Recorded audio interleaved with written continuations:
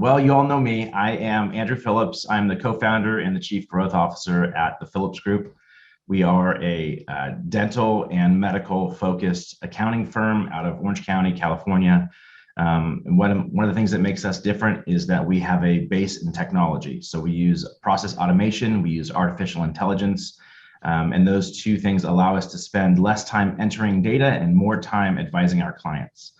If you have any questions about our firm, you're welcome to go to www.phillipsgrouptax.com. That'll also be in the comments for you as well.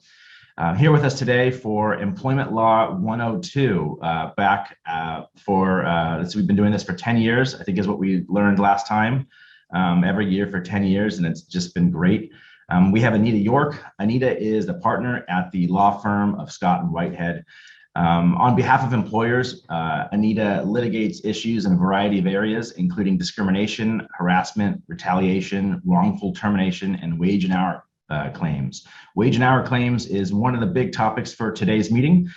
So here, those of you who are here today will get that legal consulting, basically just at the cost of the webinar. So.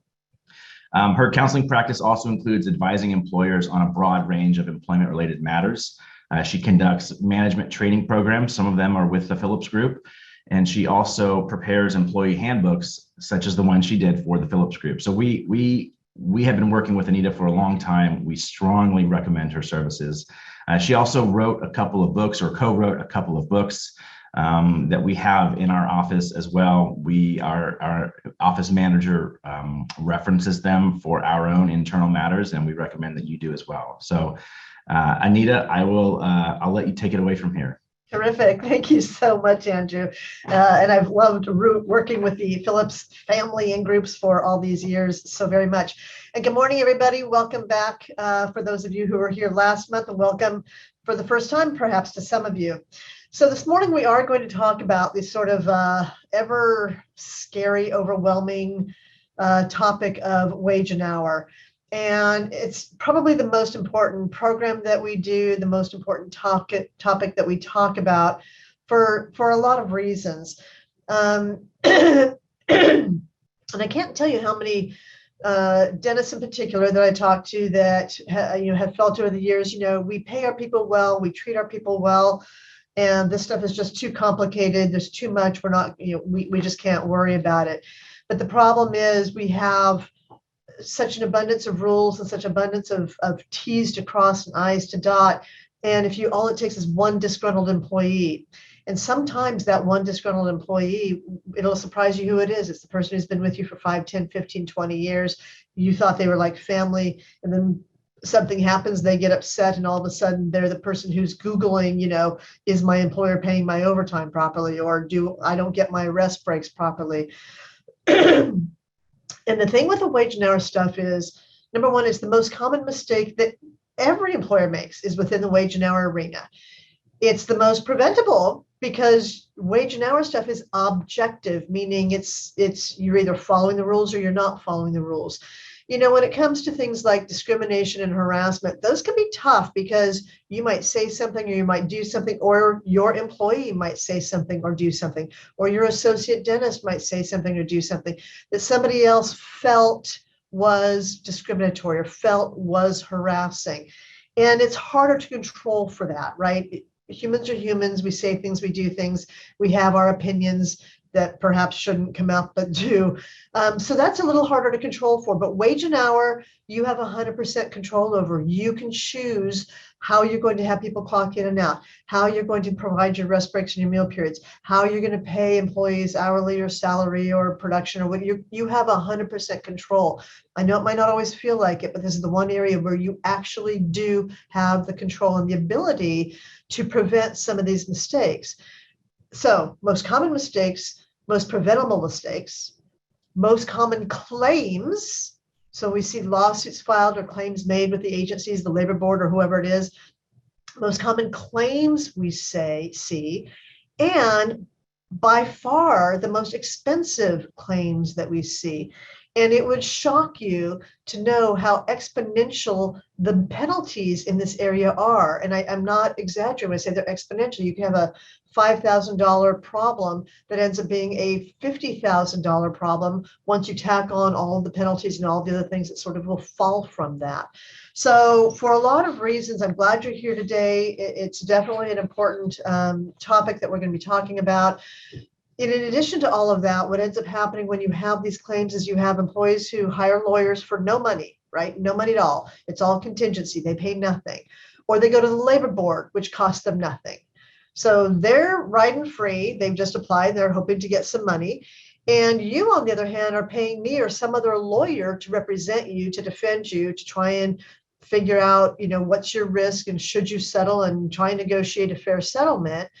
And that's all costing you money along the way, costing them nothing along the way. And even if you decide, nope, I'm going to fight this out, I'm not going to settle, I'm going to go to the hearing, or I'm going to go to trial, whatever it is, you've now paid me more money to do all that.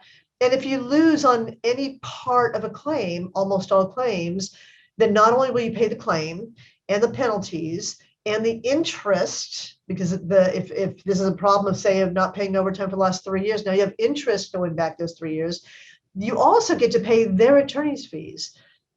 And I guarantee you, if my attorney's fees were $10,000, their attorney's fees are going to be $40,000, because my goal is to be efficient, to do a good job for you, but not overspend. And the plaintiff's attorney's job is to build up the fees as much as they possibly can. So when they get paid at the end of the day by you, not their own client, you have to pay more to them. So all around, it's sort of a lose-lose proposition to just sort of hope that everything's okay and hope that people are not going to come back at you at some point because they're unhappy about something. So my goal for today is to teach you some things that will hopefully help you to get your house in order and to have you walk away. I know you're going to walk away at 11:30 when we're done, feeling overwhelmed and feeling like, gosh, that was a lot. But I hope I'm also going to give you some steps and some things that you can actually evaluate and look at. As part of why the handout includes the entire PowerPoint, so that you can review it if you need to. There's also some handouts in there that are hopefully going to give you some guidance along the way. So the Wage and Hour program is the one program that I do that I don't invite interruptions along the way, because oftentimes with Wage and Hour, you're going to ask me a question about something that I'm going to be getting to. And also we can get, into the weeds and get into 15, 20 minutes just on rest breaks. And then maybe we don't get to some of the other things. So at a couple points in the slides, if I recall correctly, I think I remind myself to ask if there's any questions, but if I don't, hopefully I'll remember anyways to ask Andrew if we have any questions. As he mentioned, we'll have you put the questions into the Q&A. The chat is what he looks at to make sure that everybody's able to get on and see what's going on. But I'll ask him at certain points. We'll take a look and see if there's anything in the Q&A. Feel free to put questions in the Q&A that are on topic or that are not on topic. As we're going along and I take those, I'll take the ones that were on topic of what we were talking about. And then at the end of the program, if there's other questions that are off topic that we want to talk about, we can certainly do that too. All right. Let's get started. I'm going to pop up my screen share. So one of the reasons, I did not pop up my screen share. One of the reasons that this has become such an important topic for everybody. Andrew, can you enable my screen sharing for me?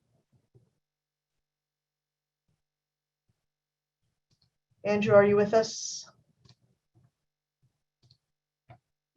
Hello, Andrew. I can't screen share. Sorry about that. You can't screen share.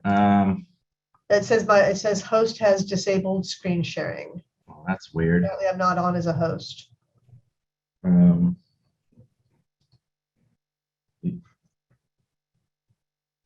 Okay, let me go into the settings. Sorry about this.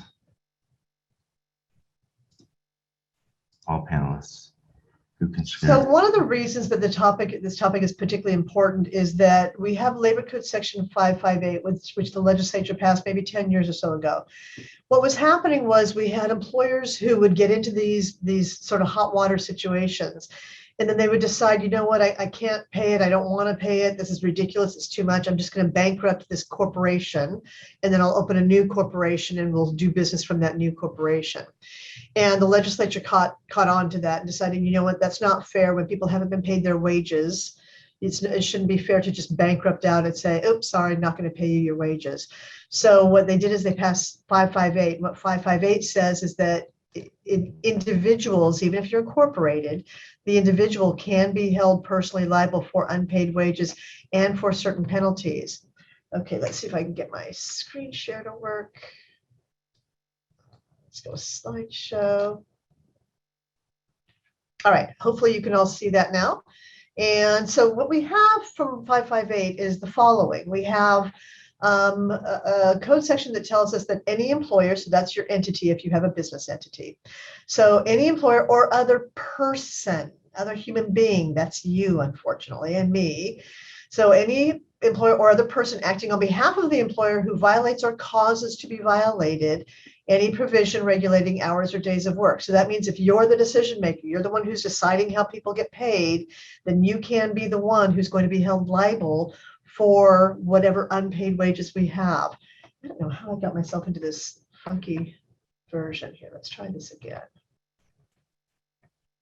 All right, hopefully you all are just seeing the screen. I'm seeing a bunch of other stuff. Hopefully you're not. Okay, so 558 makes it a little bit frightening for the individual, even if you are incorporated, because it means that you can be held personally liable for this stuff. So what are we going to talk about today to hopefully keep you out of trouble? Here's our agenda. We're going to start with the classification questions of independent contractor versus employee. Once we figure out who the employees are, then we're going to move on to, once we have the employees, are they considered exempt or not exempt from things like overtime and meal periods and rest breaks? Then we're going to talk about minimum wage and why that matters to most dental practices. Even though you don't pay minimum wage, it probably does matter. And I'll tell you why. The most critical wage and hour mistakes that most dental and medical offices make, and perhaps even most employers make, but certainly most dental and medical offices make. We're going to talk for a few minutes about alternative work schedules and how that might perhaps help cut down on your overtime if you have a lot of overtime. Then we're going to jump into paid time off, vacation, PTO, paid sick leave. What does it all mean? What do we have to do? Are we in compliance or not? And then we're going to wrap up with something like, I think I've got like 8 hot topics that are pretty hot topics for dental practices. And then we'll do the Q&A. So again, hopefully I'm going to remember between some of these to pick up questions, but if not, then we'll take them all at the end and we'll get through it all. All right, so our first classification question has to do with independent contractor versus employee. And the primary context for this in most dental practices is your associate dentists. And if you don't have any yet, then you're going to be probably looking to hire some in the future. Most of us do at some point, or most dental practices do at some point. So it's an important topic to sort of know, again, before you get yourself into the hot water. So independent contractor is how traditionally and historically dental practices have classified associate dentists.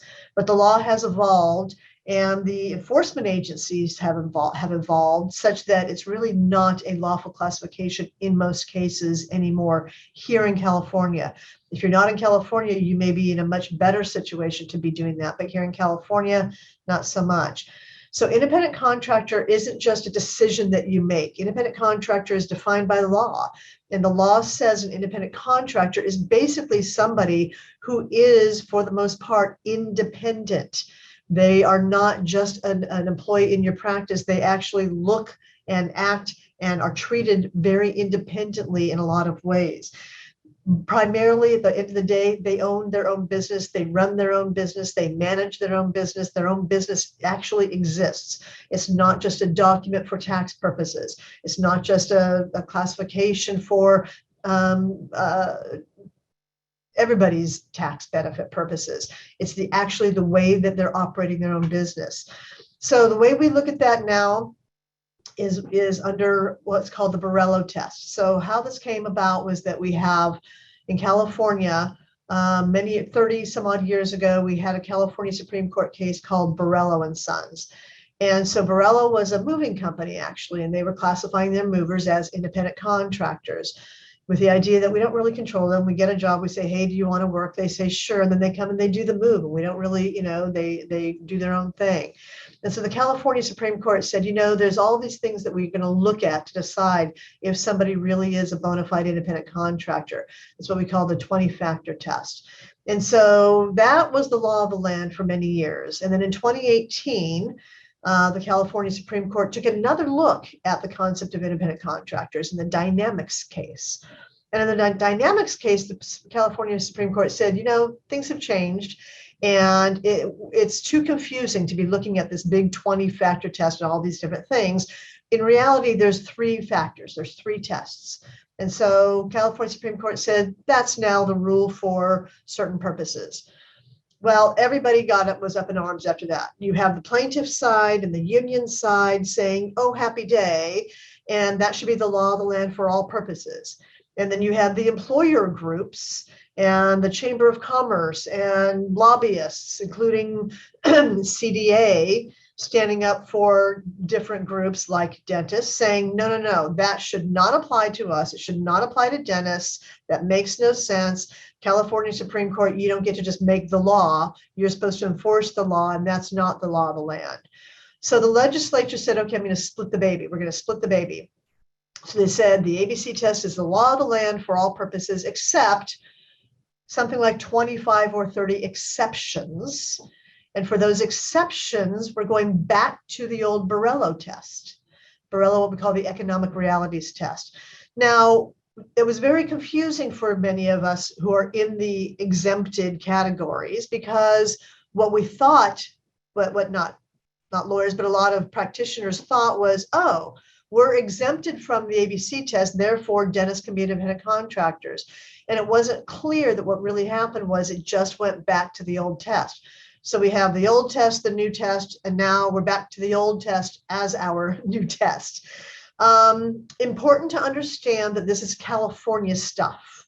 So if you have, for example, the IRS doing an audit and looking at whether or not you have independent contractors, there's a decent chance that if you've got things set up right, you've got an associate dentist who has a corporation, and you've got a good written contract, and you've got some of the factors in there that really look like the associate dentist can kind of control themselves. IRS is going to be like, we're good. We don't care. Y'all have corporations. Y'all have entities. You're all paying your taxes. We're moving on to something else. California, not so, and federal Department of Labor might do the same thing. California, not so much. California has discovered that this is a great income stream for the EDD, for the California Labor Board.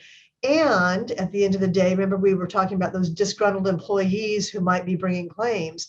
Sometimes your relationship with your associate dentist ends, and it may not go so well after it ends because that associate dentist tries to steal your patients, right? Now you're unhappy and you're trying to, send letters saying cease and desist and don't steal my patients.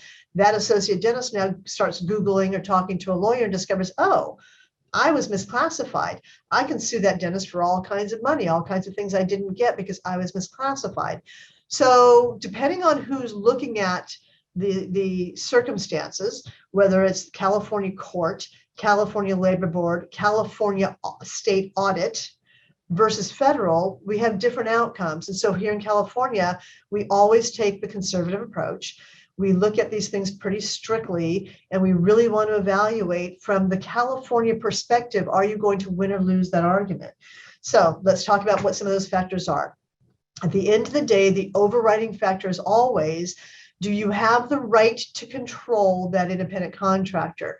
It's not just do you control, right? You may decide, you know what, associate dentist, do your thing. Unless I get a patient complaint, it's all good. But you still have the right to control that person. Does that associate dentist perform the same tasks that you do? Or are they a specialist? Do they do something different?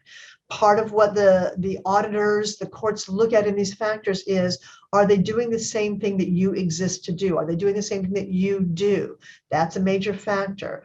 It's also a major factor to know, again, are they running as a separate business? Do they actually have a business entity that's something more than just on paper?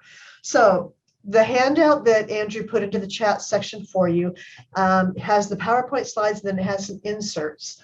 Let me see if I can actually bring those up from my computer just so we can look at them. See if I can do a new share. So what we have in here, let's see if I can reduce this screen a little bit, maybe 75%. So what I have in the handouts for you beginning at page 4 is the Dynamics ABC test, which again, for our purposes, for dentists, we don't worry too much about, other than it's helpful to look at and see, like, do I meet that test? Then AB5, which is the legislature's way of saying we're going to split the baby. has a section that says that the dynamics ABC test doesn't apply to certain professions, certain occupations, and instead you go back to the Borello test. And you can see here in section 2, we have dentist as one of our professions or occupations that was exempted from the ABC test, but is part of the Borello test. Now, if we're going before the labor board, this is a excerpt from the labor board documentation that says, under the Borello test, here's the kinds of things that we look at. So if we go down these factors, and I'm not going to read them all to you, but if you go down them, you'll go, oh, I win on that one. I win on that one. You'll win on several of them, right? In this, I mean, you'll lose, sorry, not win. You're going to lose on several of them. You'll win on a few, but you'll lose on several of them. And then as you're going through this, you then get to the bottom. It says, even where it's found that there's an absence of control, you are not controlling your associate dentist, it will still be found to be an employer-employee relationship if the principal, that's probably you, retains pervasive control over the business as a whole. So you're not sharing that control, right? You run your own business. The worker's duties are an integral part of your business. So if you have an associate dentist who's working with you 1 day a week or more, that's an integral part of your business. Maybe if it's even every other week, that may still be an integral part of your business, but we start getting into the weeds on that. And the nature of the work makes control unnecessary, and that's just the reality. Your dentist is a professional, right? They were trained just like you were. They perform their services, their dental services, just like you do, and it's just not necessary for you to control them like it might be for a hygienist or a dental assistant. So all these things are going to go into that equation, and at the end of the day, and for an associate dentist in California, you are almost for sure going to lose that argument as to whether or not that person is an independent contractor. Let's see if I can get myself back to my slide. I'm still seeing the insert. Why am I not going back to my slides? There we go. Okay, so, but then the dentist says to me, but the associate dentist is incorporated. We have a good written contract. We don't control what they do. That's the way it's always been. Isn't it still okay? Again, in California, you're probably going to lose that argument with a regular associate dentist who's doing the same thing that you're doing, because not controlling is key. But ultimately, if you control the business, you have the right to set the schedule. You have a right to hire and fire staff. You have a right to counsel that dentist if, in fact, for example, you get a patient complaint. You have a right to sit down and say, you know what, I'm getting patient complaints that you're just a little bit too heavy-handed, or you're not polite, whatever it might be. You have the right to counsel them because they're not your partner. They are your associate dentist. Then that all probably results in the dentist actually being an employee. So the ABC test provides some guidance. You can look at some of those things. The bottom line is, what's your risk tolerance? If you have an associate dentist who's an independent contractor and you don't want to change them to employee, that's totally fine. That's your decision. That's your risk that you're taking. Hopefully I've helped you to see what some of the risks are, though, and that it won't be a surprise if, in fact, that day comes. And so we prepare ourselves as much as possible by doing at least things like getting a good written contract. And then hopefully at the end of the day, when the relationship ends, because that's usually when people become disgruntled, you'll again have some awareness of that you have this risk going forward. All right, what about a seller dentist? So you're getting ready to purchase a practice, or you have purchased a practice and you have a seller dentist who's staying on for some period of time. There are no exceptions for a seller dentist, but here's what I encourage, not only for these purposes, but also because it's probably just good management practice. You know, I've talked a lot to folks like Lee Maddox, and other dental attorneys and brokers who are involved in transitions. And the consensus is pretty unanimous, even with the dental consultants, that having the seller dentist stay on for a long period of time is not the healthiest thing for your new business. So here's what I recommend, and here's a way to make it a bona fide independent contractor relationship. That seller dentist should not be staying on for the purpose of being a treating dentist. That should not be the reason they stay. They're staying to transition the business to you, to introduce the staff to you, to introduce the patients to you, to help you to sort of gain an understanding of how this business has been run. And then you make the decisions whether it's going to continue to run that way, right? That's entirely up to you. So if the seller's role is as a transition consultant, not as a treating dentist. And so the services they're providing are consulting services. That doesn't mean that they may not finish patient treatment who they've been working on and they want to finish that treatment plan. Or it may be that there's a particular patient who they're going to treat one more time and then transition to you because for some reason that makes sense. I don't mean they can never ever treat a patient, but their role with you, their purpose for being there should not be to continue to treat patients. It should be to transition those patients and that business to you. And the time period for that should be limited and finite. I like 3 months. I like 6 months. A year is probably pushing it. You don't need transition for a year, and it may not be the healthiest thing for you. That may be something you're going to negotiate when you buy a practice. How long does that seller want to stay on? Sometimes they want to stay on for a long time. No, I want to keep working. I just don't want to own the business. And if that's the case, they may be better off working somewhere else. Maybe working for you. That's up to you. But then if they're going to work for you in the long run as a treating dentist, I really want you to think about transitioning them over to an employee status. All right, who else might be a bona fide independent contractor?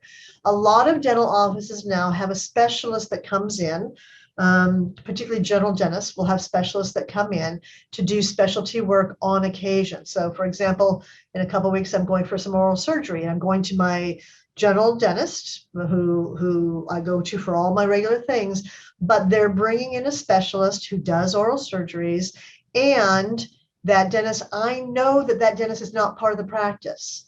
I know that I have to go on this specific date because that's the date that specialist is going to be there. I know that specialist dentist is coming in for the day just to work on patients like me who needs a service that my office does not provide. So we're hitting a lot of those factors there, right? That dentist is not an associate dentist. They're a specialist who's coming in. They do own their own business, and their business is traveling from office to office doing the specialty services. They may bring their own assistant. They're for sure going to bring their own supplies. And I know when I come in, I may be paying that dentist separately, or I may be paying my general dentist and they'll pay the specialist dentist. Hopefully my general dentist has a good written contract with them. I don't know. They haven't asked for my advice on that.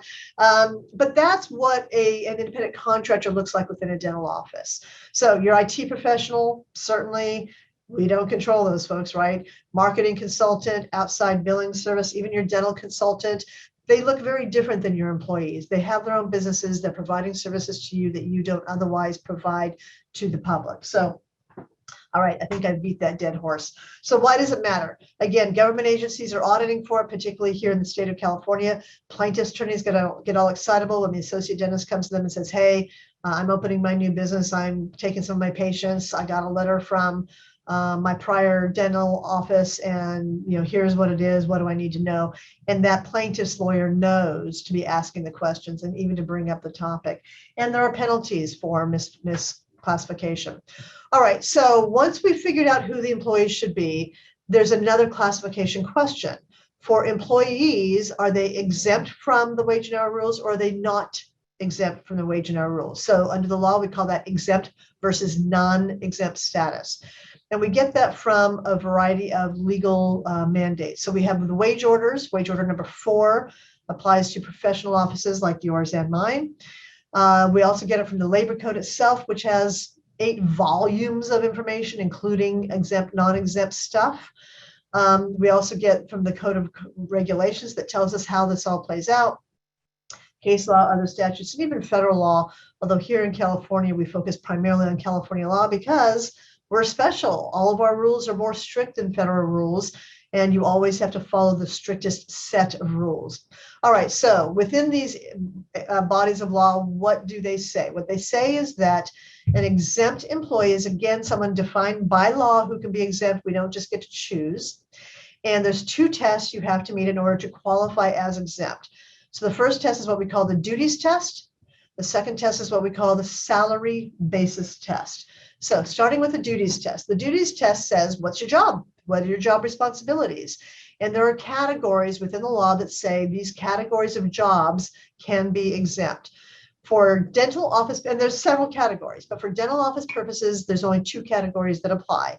The first is what's called the professional category. And under the professional category, dentists, licensed dentists, attorneys, doctors, surgeons, and certain engineers, CPAs will all qualify into the duties test automatically. So check the box on your associate dentist, you're good there.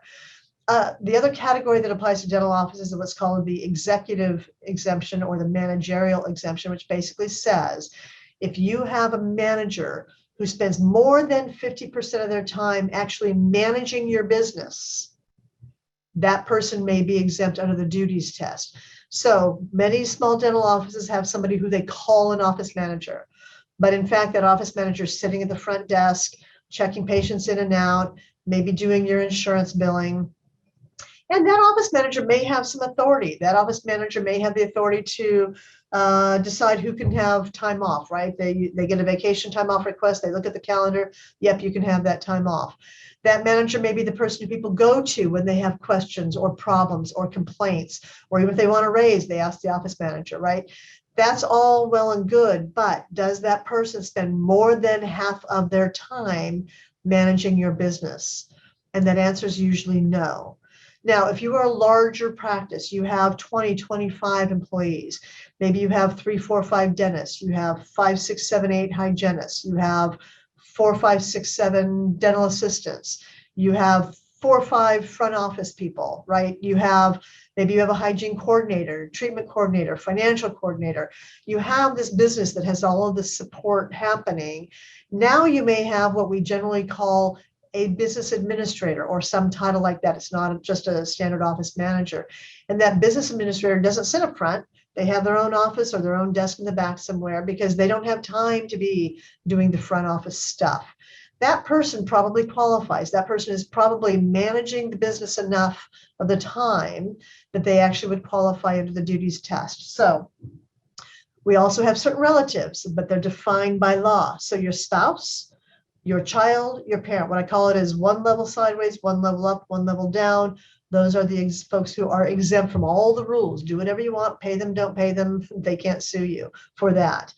Now, other relatives, however, you have your aunt, your uncle, your cousin, your sibling working for you. They're actually not exempt from the rules. Now, if you have a great relationship and you're not worried about them ever suing you, great, do what you want. But under the law, and we've seen many cases, sadly, particularly between siblings, where there does end up somebody ends up being disgruntled or unhappy. So those are the other categories. Now, again, there's some other categories, but they don't really apply to dental offices, certain outside salespersons and CFOs and things like that. So not hygienists, not office managers, they fall into the non-exempt categories automatically. So if we've passed the duties test, right, we have an associate dentist who passes the duties test. We'll use that as our example. Then the salary basis test says the following. In order to be exempt, you must earn a minimum base salary, no less than weekly,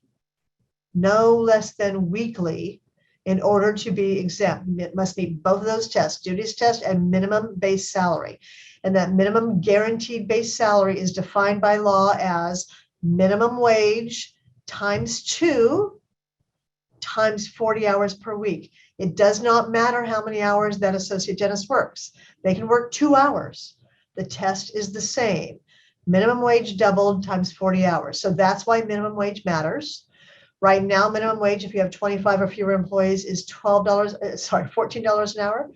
If you have more than 25 employees, in other words, 26 or more, it's $15 per hour. On January 1, 2023, it levels out and everybody's at $15 per hour. Each year thereafter, they're going to increase, well, they're going to modify it based on the consumer price index, and you and I both know it will always be an increase.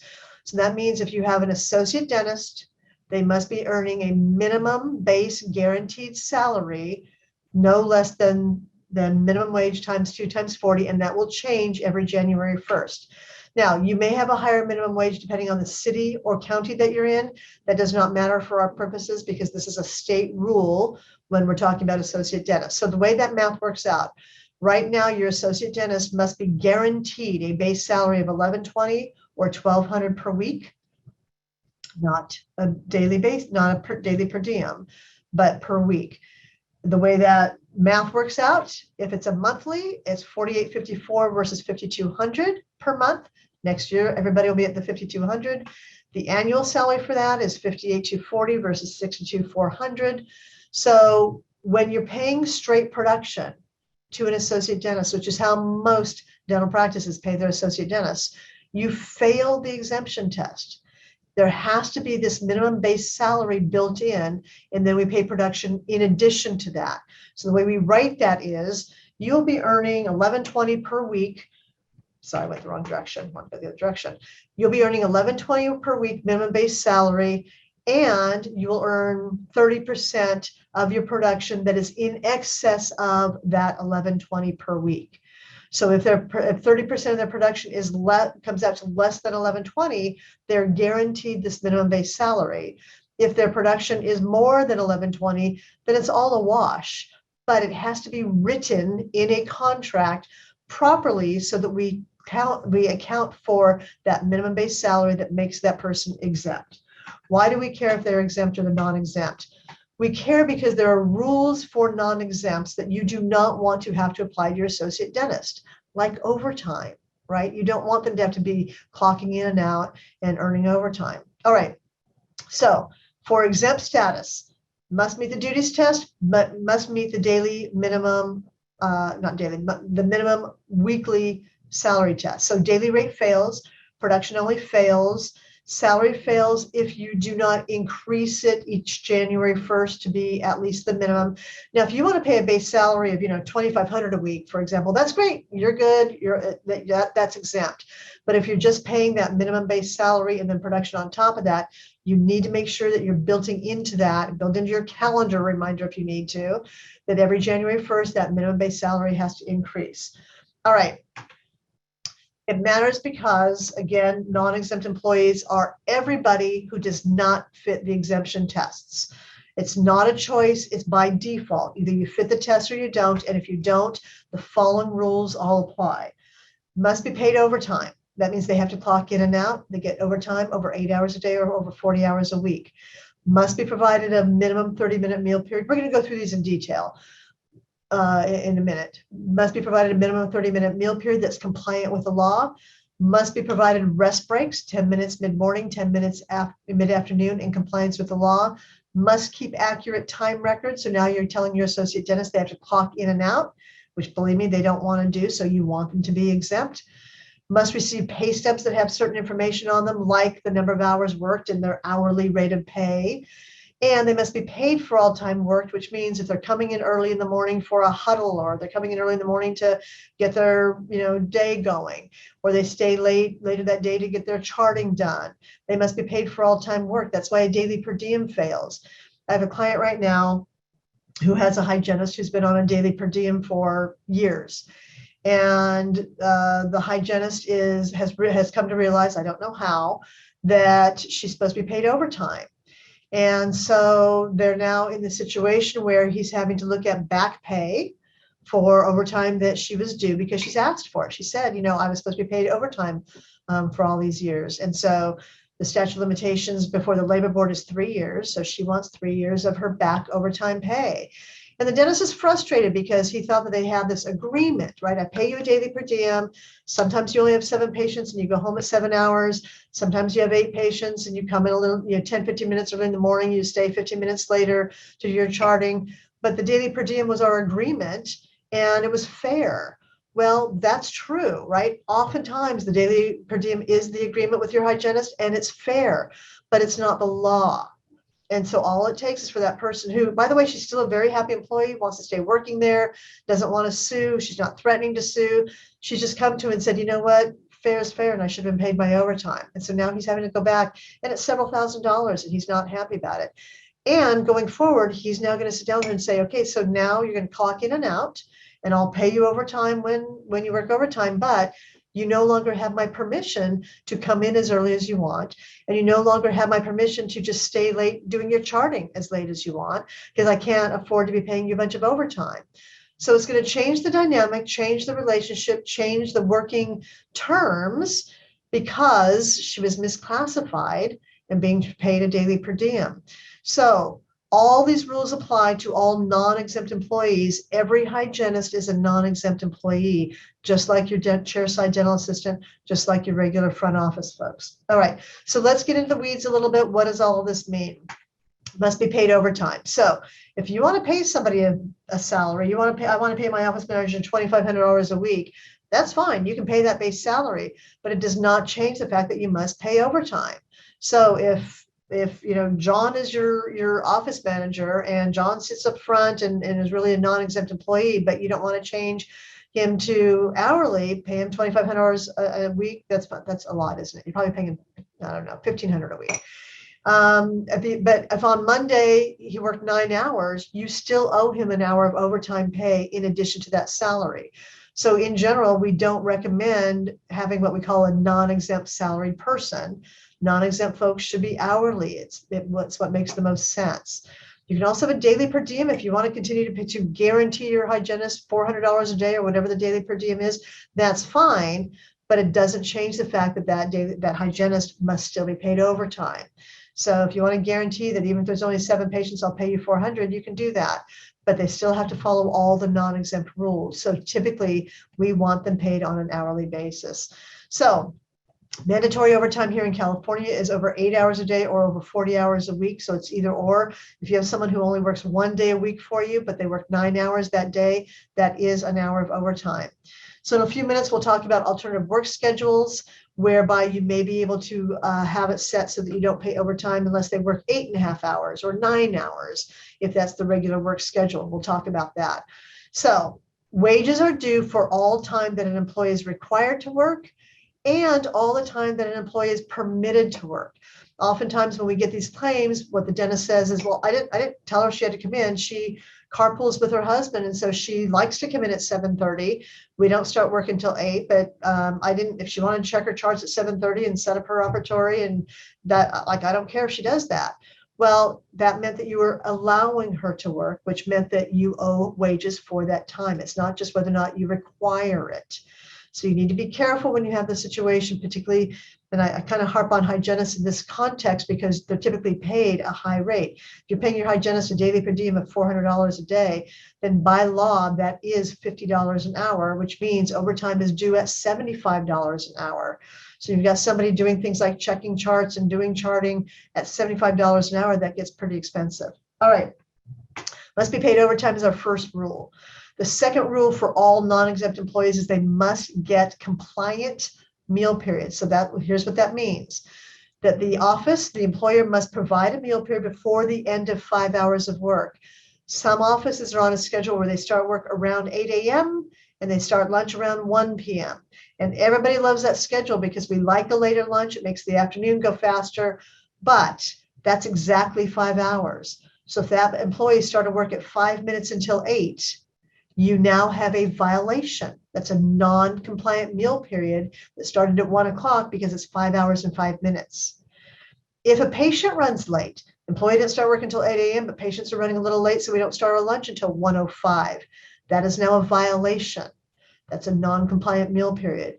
So typically what I suggest is that you don't have a meal period that begins exactly 5 hours after the scheduled start time. Have it start at 4 hours or 4 hours and a half, even 4 hours and 3/4. Build yourself in some buffer for the employee who starts a little early, the patients who run a little late, so that you always are providing that meal period before the end of 5 hours of work. Now, the meal period is at least 30 minutes, uninterrupted, may not answer phones, may not be available in case there's a problem, in case the phone rings, in case a patient has to check out and they were running late. 30 minutes uninterrupted, not on call, not doing any work whatsoever, not even answering your questions. If an employee is not going to work more than 5 hours in a day, they can sign a meal period waiver with certain language in it. You can email me if you need that, I'll send it to you. That certain language says, if I'm not going to work more than 6 hours, I want to skip my meal period. I want to be able to skip my meal period. Now, here's where it gets confusing. If they're going to work more than 6 hours, they must be provided a meal period that begins before the end of 5 hours of work. If they're not going to work more than 6 hours, they can skip their lunch. A lot of people misunderstand that to mean they can take their lunch at 6 hours. That's not the rule. If they're going to work more than 6 hours, which means you're going to have to do some predicting, right? And they must take their lunch before the end of 5 hours of work. Some dental offices have shorter days on Fridays or Saturdays. So perhaps you're open from 8 to 2, right? So again, we're back in that situation of exact timing. If the employee works beginning at 8, not 5 till 8, begins work at 8 and ends work at 2 o'clock or before 2, but no later than 2, cannot work more than 6 hours, then don't schedule lunches. You're all good. Everybody can skip their lunch and just go home. But if there's a chance that that employee is going to run late and work more than 6 hours, meal period must be provided before the end of 5 hours of work. So again, my suggestion is typically that you build yourself in some buffer. Have that schedule be 8 to 1 or 8 to 1:30 or 8:30 to 2. Build in a little bit of a buffer for starting a little early, running a little late, so that you don't go past that 6 hours if you don't want to take a meal period. Let's see, have I covered everything? Uninterrupted or it starts over, must be allowed to leave the premises. So that's where you can't have your office manager who's staying there to answer phones if they ring, for example. In addition, they must clock in and out for this meal period, and it must be accurate. It can't just be automatic. You can't have the time clock set to automatically clock them in and out, and you can't adjust it. You can't say, oh, they clocked out at 2 o'clock, and I know that they needed to do it before the end of 5 hours, so I'm just going to change it to 12 o'clock. That's a violation. So it must be accurate clocking in and out. I was just talking to a client this week who she adjusts their time. You can't adjust their time. Now it's not an accurate time record. Can't automatically deduct lunch meetings and trainings, lunch and learns. A lunch and learn is not a meal period if there's actual business happening, right? The vendor is talking about whatever their new product is, or you're doing some kind of training. So even though you've brought food in, if there's any business being conducted at all, that's not a meal period break as required by law. So the way you'll want to do that, for example, for a lunch and learn, you can tell the vendor you can bring lunch in at noon. But for the first half hour, we're not talking about your product. We're not talking about, we can talk about how was your weekend? What vacations have you taken? Isn't COVID, rules horrible? Whatever you want to talk about, but it's not business. And everybody can eat, or they can choose to go out to eat, go eat their own lunch, do whatever they want. They don't need to be here. There's no business being conducted. We'll have everybody return at 12:30 and go back on the clock. And then you can talk about your new software, whatever, your new tools, new equipment, new whatever it is. That's the way you need to do a lunch and learn. We have staff meetings here every Tuesday. So we have our staff begins work at 9. We do a staff meeting at 12. We make sure we're done by about 1 o'clock. And then our staff rotates through 30-minute lunches. So some people go at 1 o'clock. Some people go at 1:30. Again, they started at 9. So we're still okay. We're still within our time frame. Even though it's staff meetings, we bring in food. We all eat lunch together. They still have a half-hour non-working meal period after our staff meetings. There is a potential on-duty meal period for very narrow exceptions if it would risk the health and safety of an individual for that person to take a meal period. In a dental office, that primarily means an oral surgeon, and that primarily means that perhaps there's an oral surgery that's going to be several hours, and so you need that person to take what we call an on-duty meal period, which probably means they're going to take some break, they're going to eat their lunch quickly, and then they're going to come back to the surgery. It may not be a full 30 minutes, or it may be that they're going to have a later lunch, which isn't exactly an on-duty meal period. But again, the idea is it would risk the health and safety of the patient for my assistant to take the meal period when we normally take meal periods, and for the full time we normally take meal periods. If that applies to you, let's have a talk about how that will work for you. And the bottom line to all of this is have a good written policy and train your staff on the policy. All right, so we had to pay overtime. We have to provide meal periods.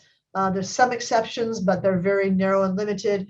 Third requirement is we must provide rest breaks. So you must provide 10-minute rest break mid-morning, 10-minute rest break mid-afternoon. This is a paid rest break. They don't clock out. You are not required to police it. You're not required to make absolutely certain that every single day, every single person takes a 10-minute mid-morning, mid-afternoon rest break. You are required by law to make sure that they know that they have a right to do it, to make sure that they are able to do it. If your staffing is so tight that people do not have time to take breaks, that's a violation. And whenever we see a person bringing a claim for something they're unhappy about, they almost, from a dental office, they almost always throw in rest break also. So you're going to need to be able to prove, if that happens, that you had a good written policy, that you allow people to take breaks, that people did take breaks most of the time, that your office manager was encouraging them to take breaks, that you were encouraging them to take breaks, that you were reminding them to take breaks, that there was enough coverage for them to take breaks, right? So again, this applies to hygienists, chairside assistants, front office, everybody who's non-exempt. The way we usually do this with hygienists is we tell the hygienist that they're allowed to come ask the dental assistant to cover their break. They can just come into your operatory when you're working, somebody say, hey, I'm going to take a break. So that means that dental assistant is going to leave you. You're going to be on your own for 10 minutes. They're going to go perhaps change the operatory over, get it all sanitized, pull up the new chart, bring in the new instruments, go get the patient, bring them in, put on the little bib thing, get them ready to go. And now the hygienist hopefully had enough time to take a 10-minute rest break, come back in and get started on the patient. The other way to do it for hygienists is to stagger their patient schedules so that they have time in between. That's kind of a bummer. People don't love doing that, but it is an option. So 10-minute rest break, mid-morning, mid-afternoon, must be provided to all non-exempt employees. They must be allowed to walk out of the office if they want to. They must be able to take the breaks, no answering phones, no answering questions, uninterrupted or it starts over. Sometimes what we'll see in these claims is, and I've had this happen in a situation with the dentist office, is that, yeah, they said we could take breaks, but every time we did, we would get a dirty look from the office manager, right? She'd be like, why aren't you working? So you want to make sure that if you have an office manager type person, that that person is trained and knows rest breaks are not a bad thing. We do not discourage them. We do not interfere with them. On the contrary, we remind people to take them. You want your folks to be trained, particularly anybody who's in a supervisory position. There are no waivers for rest breaks, no exceptions. So have a good written policy, train your staff, make sure they know that they can take them. All right. Fourth requirement, must maintain accurate time records. That means your employees must clock in when they begin work in the morning, must clock out when they stop work for their meal period, must clock back in as soon as they resume work after their meal period, must clock out when they end work at the end of the day. It can't just be something that says 8 hours, 8 hours, 8 hours. It can't just be 9 to 12, 1 to 5, or 8 to 12, 1 to 5, because that's probably not an accurate time record. Human beings don't typically start work every single day at exactly 8 a.m., go to lunch at exactly 12 o'clock, return at exactly 1 o'clock, leave at exactly 5 o'clock, at least not in dental offices. They might do that in a production environment where bells ring, right? Bells ring, you start, bell rings, you stop, but that's not a dental office. So typically when you go to the labor board because somebody's brought a claim and that time record says 8 to 12, 1 to 5, the labor board's going to say, yeah, that's probably not an accurate time record. The employee's going to say, no, that is not an accurate time record. I had to work until 5:15 or 5:30 every single day, and I always started at 7:30 or 7:45. So must be accurate time records, clocked in and out. Here's the rub. Accurate time records are the employer's responsibility. The law says the employer must maintain accurate time records. Now we delegate that responsibility to our employees, right? We tell them to clock in and out. That does not change the reality that the time record responsibility remains with the employer. So in the situation I talked about earlier where I have a current dentist who's having to back pay the hygienist, he said, we never worried about whether or not they were accurate time records because we have a daily per diem. So if the hygienist clocked in and, she might clock in at 8 o'clock and clock out at 8:05, because the purpose for the clocking in and out was really to know which days they were here. We weren't worried about what time they were actually working because they're paid a daily per diem. That is the employer's violation, not the employees. It's the employer's violation. And the law says if the employer fails to maintain accurate time records, then the employee gets to estimate their time worked, and their estimate is presumed by law to be accurate unless the employer can prove otherwise. Proving otherwise isn't, I know she never worked until 5:30. Well, how can you prove that? Do you have cameras that you saved the recordings of when she left? Do you have other employees who worked until later than her and they know what time she left? You have to be able to prove it. So accurate time records are crucial. Sometimes I have a client who says, I understand that daily per diem is illegal, but I've had this hygienist for 20 years. I'm not going to change the daily per diem now. So what I tell them is, and same thing, I've had my office manager on salary for all these years. I'm not going to change it now. That's fine. Again, it's your risk tolerance. You've decided to take that risk. You have every right to do that. You're the business owner. If you're willing, the one change I would suggest is have them start clocking in and out accurately, so that if there's ever a problem down the line, at least you have the accurate time records and you can actually figure out what actually do you owe them, rather than have it be their estimated time. Because when it's their estimated time and they're now mad at you and they're bringing a claim against you, you'll be surprised how long they theoretically actually worked on those days. All right, so fourth requirement, must maintain accurate time records. Two other things I want to mention in this context. The first is that most dental offices are now on some type of software for timekeeping, whether you use Dentrix or EagleSoft, or you use Paychex or ADP, whatever it is, you may be using electronic software for employees to clock in and out. Now, when you have that kind of a setup, typically you have one person who's assigned as the administrator, and it's probably you. The administrator is the only person who's allowed to go in and make changes. That's fine. And employees will make mistakes. They will forget to clock in or out, or maybe they'll clock out at the end of the day and then they answer the phone and work for 10 more minutes. Their time gets adjusted.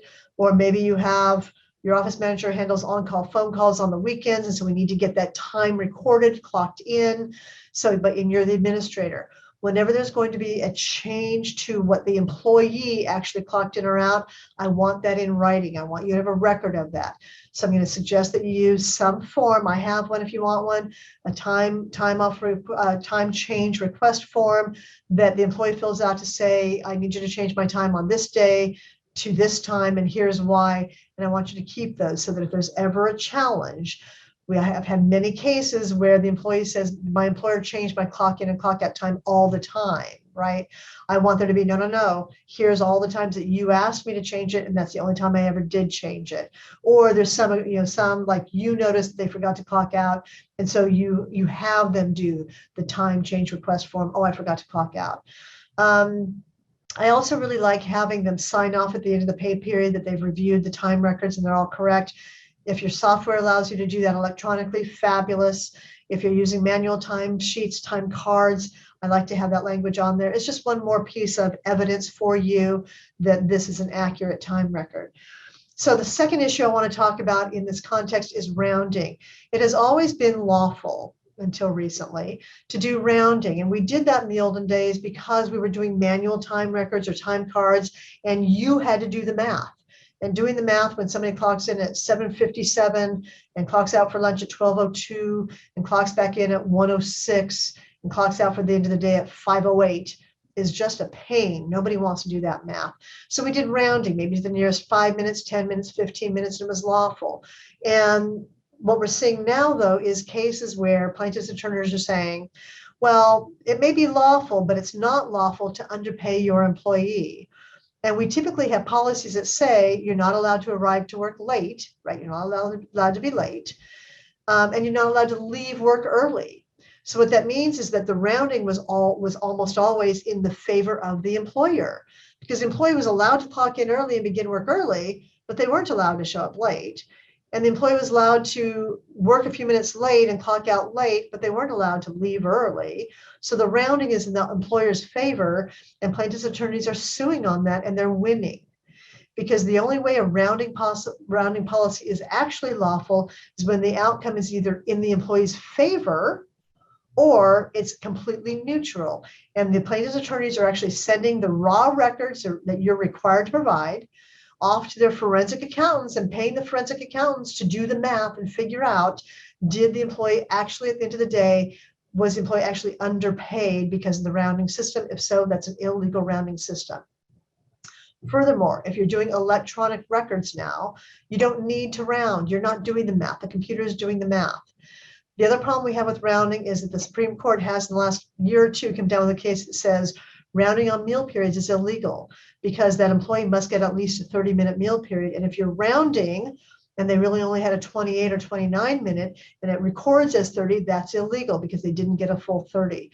So my advice to clients now is get yourself on some version of an electronic system, even if it's just an Excel spreadsheet, so that the electronic system does the math for you and there is no more rounding. People clock in and out and are paid to exactly what their clock in and clock out time was. And that is now an accurate time record. All right, fifth requirement, pay stubs must contain certain information by law for every single non-exempt employee. That pay stub must show the number of hours they worked in the pay period and the hourly rate of pay in the pay period. So if you're paying a non-exempt salaried, then you have to adjust that for the pay stub purposes. If you're paying a daily per diem, you have to adjust that for the pay stub purposes. There's a penalty just for having pay stubs that are not in compliance. So pay stub has to have certain information on it. By the way, it also has to have paid sick leave benefit information on it, which we'll talk about in a few minutes. And the last requirement is must be paid for all time worked. And it may seem like you pay for all time worked, but as I've already described in the example of the daily per diem hygienist, they're not being paid for all time work because they're allowed to start work a little early, that they're allowed to work a little bit late, and the daily per diem doesn't cover that. So must be paid during rest breaks. So if you're paying say you're paying a hygienist per patient, right? Not hourly, you're paying per patient. Must be paid for paid rest breaks. When you're paying per patient, they are now not being paid for any time except when they're working on a patient. So not being paid for their rest breaks.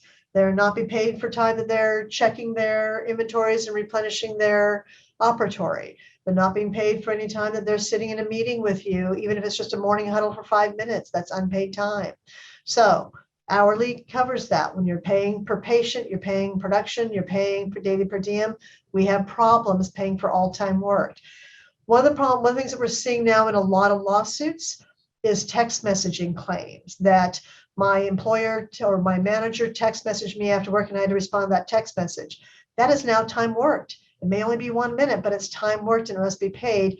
And if they're required to be watching text messages and responding to text messages, you must now also pay them a stipend to reimburse them for their business use of their personal cell phone.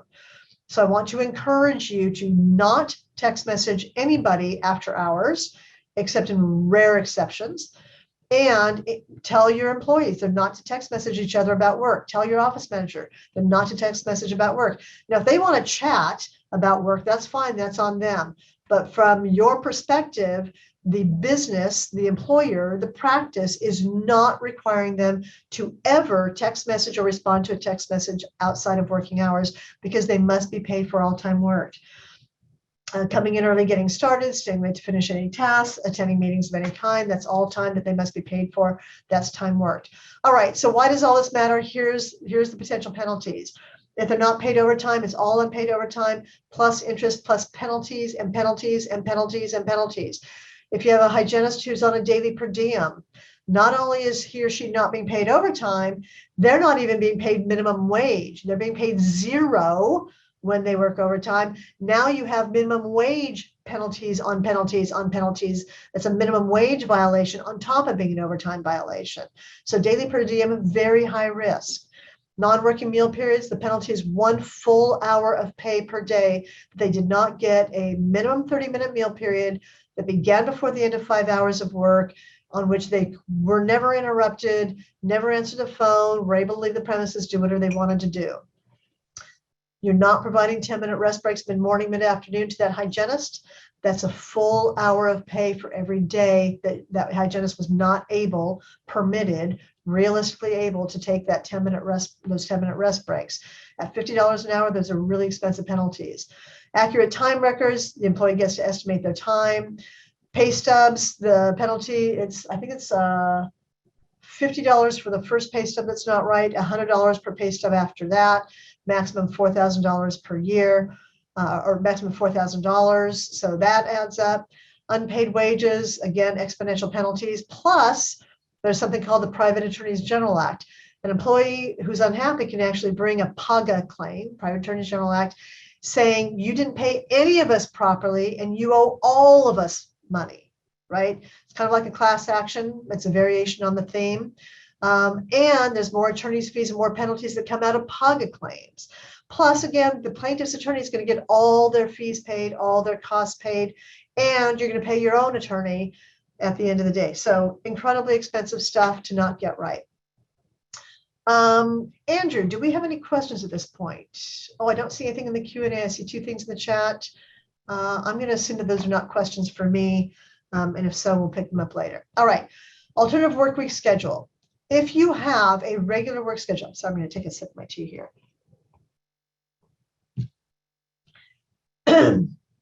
If you have a regular work schedule that employees work more than 10 hours, more than 8 hours in a day on a regular basis, that's their regular work schedule, then you can have what's called an alternative work schedule election that says our regular work schedule is fill in the blank, 8.5 hours, 9 hours, 9.5 hours, whatever it is.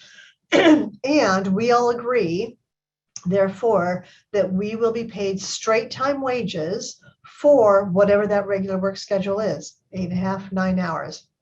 A lot of dental offices do this in order to be closed one day a week. So in order to be closed on Friday or Monday or Wednesday, whatever day you want to be closed, we need to get more production in on those other days. So we're going to add a patient, do one more patient a day on those other days to get the production, and that way we can be closed on one day a week. That's pretty common among dental practices. Now, you can do that, you can hold that election, and employees will vote on it. What you cannot do is simply say, you know what, I don't want to pay overtime, so let's do an alternative work schedule election that just says, I don't owe you overtime unless you work more than 9 or 10 hours a day. The alternative work schedule cannot just be an insurance policy against overtime. It must be what your regular work schedule is. So if your regular work schedule, for example, is 8 a.m. to 6 p.m., that's 10 hours. We take a 1-hour lunch, that's 9 hours, and your employees regularly work 8 a.m. to 6 p.m. with a 1-hour lunch, then that is a situation where you would qualify for a 9-hour alternative work week schedule. If you have a situation where you're already working 9 hours a day and paying overtime, and you now ask employees to vote, they're probably not going to approve it. But if you want to think about changing the schedule so that you have a day off during the week and you want to add production, that would be a good way to do it. And there's other ways that we can work that out. For example, it doesn't have to be the entire office. It can be by what's called a work unit. So work unit may be all hygienists. Work unit may be all chairside assistants. And work unit might be all front office. Work unit might be everybody in the Garden Grove office, but we're not going to do it in the Tustin office. So it can be by geography, it can be by work unit, or it can be the entire office. So you may be saying, well, I don't ever want my hygienist working more than 8 hours in a day. But my dental assistants may need to, because if I've got a patient running late, I want them to stay, and that always happens. So let's set it up so that they're always scheduled to work 8 to 5:30 with a 1-hour lunch, and then we'll do an alternative work schedule for 8.5 hours just for the dental assistants. You can totally do that. 10 hours max, by the way, as we all know, a lot of hospitals in particular, the nurses are on a 12-hour shift. There's special exceptions for a 12-hour alternative work schedule for 24-hour healthcare facilities. Dental offices don't qualify for that, so 10 hours is the max. So in order to do an alternative work schedule, there are certain procedures that you must follow. This is another one of those cross the T's, dot the I's areas of law. You must hold a meeting and hand out a notice that says certain things on it. No less than 2 weeks later, you hold a secret ballot election. Now, you may only have 1 or 2 or 3 employees, and they're going to vote on the election, and so they'll vote on the alternative work schedule. So it's not really secret ballot because there's not that many people, but it's still a secret ballot election. We type up a secret ballot that they vote on. So they vote on it. It must be approved by 2/3, not just a simple majority. And the mistake a lot of employers make, third step must be met, which is you then send a letter up to the DLSR, the Department of Labor Statistics Research up in, I think it's Sacramento, and it has to say certain things in it. We come under wage order 4. We did an alternative work schedule. Here's how many people voted. Here's what the schedule is. Here's what the outcome of the election was. And therefore, we're doing an alternative work schedule. That letter must go up within 30 days of the election. If it doesn't, if you forget that letter or it doesn't go up within 30 days, the whole thing is invalid. If people are not regularly working, whatever that schedule is, the whole thing is invalid. So you want to make sure if you're going to do an alternative work schedule that you're crossing the T's, dotting the I's, doing it right. Obviously, I can help you with that. Want to make sure that you do it properly. Now, I also like to have a signed acknowledgement, not required by law, but I like to have a signed acknowledgement that just we have new hires sign it, we have employees sign it, that basically says, I know we work on an alternative work schedule. That way they don't wonder why they're not getting paid overtime. They all understand how it works. If you skip any step, the whole thing's invalid except for the acknowledgement. That's not a legal requirement. Now, if you don't do it properly and employees get unhappy and they want to go to the labor board, it'll go back 3 years statute of limitation. If they file a lawsuit in court, it's a 4-year statute of limitation. And so let's talk for a minute about potential legal claims, because all of these things we've been talking about, misclassification as an independent contractor, misclassification as an exempt employee, paying a daily per diem and not paying overtime, pay stubs are wrong, not providing rest breaks, paying somebody a salaried when they don't qualify under the duties test. All these things may get you into hot water if somebody becomes disgruntled. You may get a summons and complaint. You may get an attorney letter. You may get what's called a notice of claim and conference from the labor board. You may get a complaint or an amended complaint. These are all things that you cannot ignore, cannot procrastinate, must reach out, must talk to somebody, some legal counsel pretty quickly, because they all have time deadlines on them also. So let's take a look for just a minute at what some of these documents might look like that you might receive. And again, these are in the handout that is in the chat, but let's pop onto the screen. You should all be seeing now by the way, if you have the handout, this begins at page 20.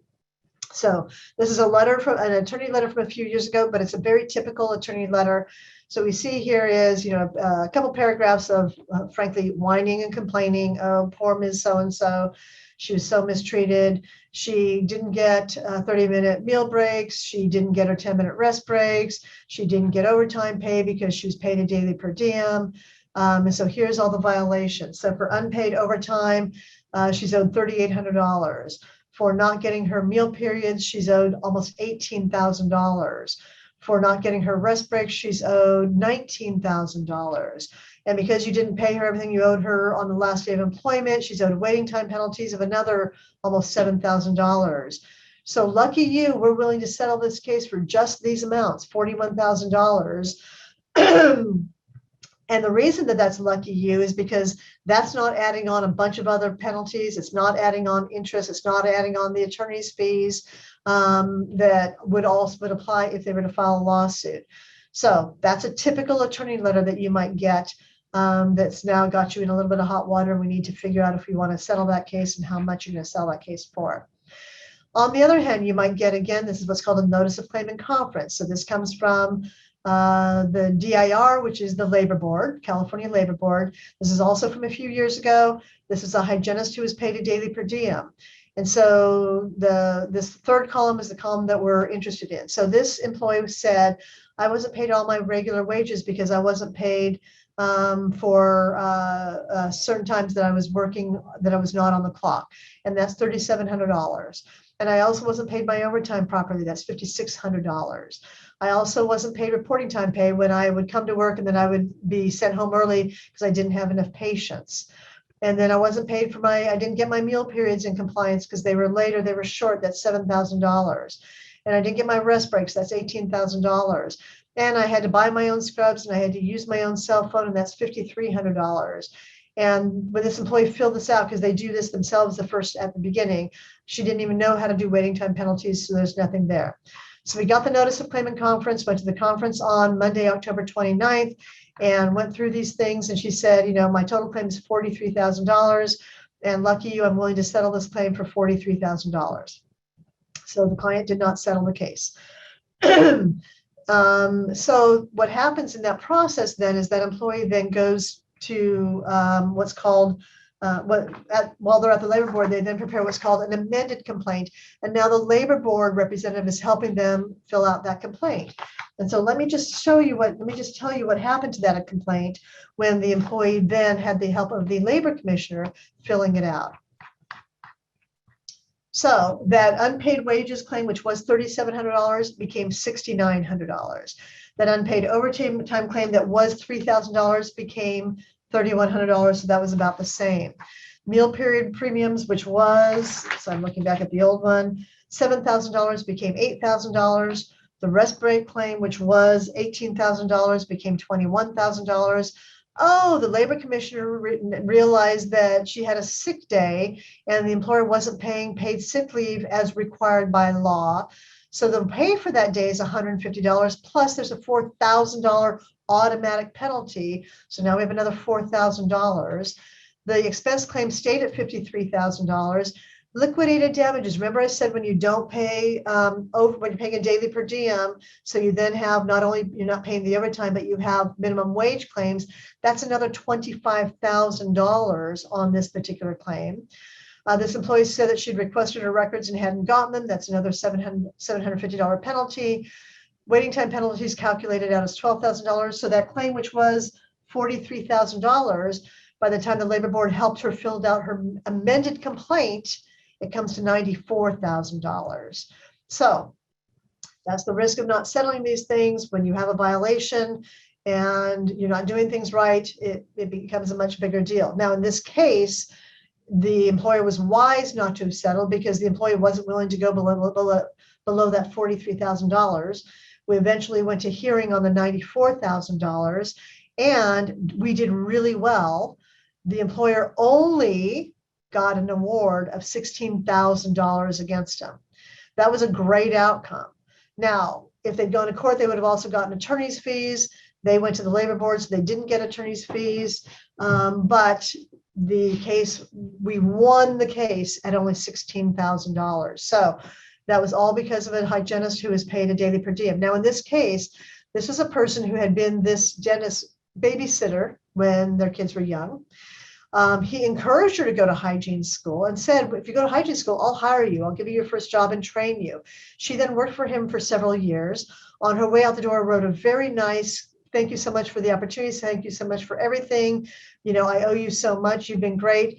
And then somehow got it in her head that, oh, I wasn't supposed to be paid a daily per diem. I'm owed all this money. And even though they had that long-term relationship, when it comes to money, people get funny. And that person sued him, took him to the labor board for all those extra penalties and fines and sums and all of that. So very risky. If you get these legal documents, reach out to me or somebody else. You can reach out to TDIC. They have a whole panel of attorneys. I'm one of them, and talk to an attorney and get yourself some assistance.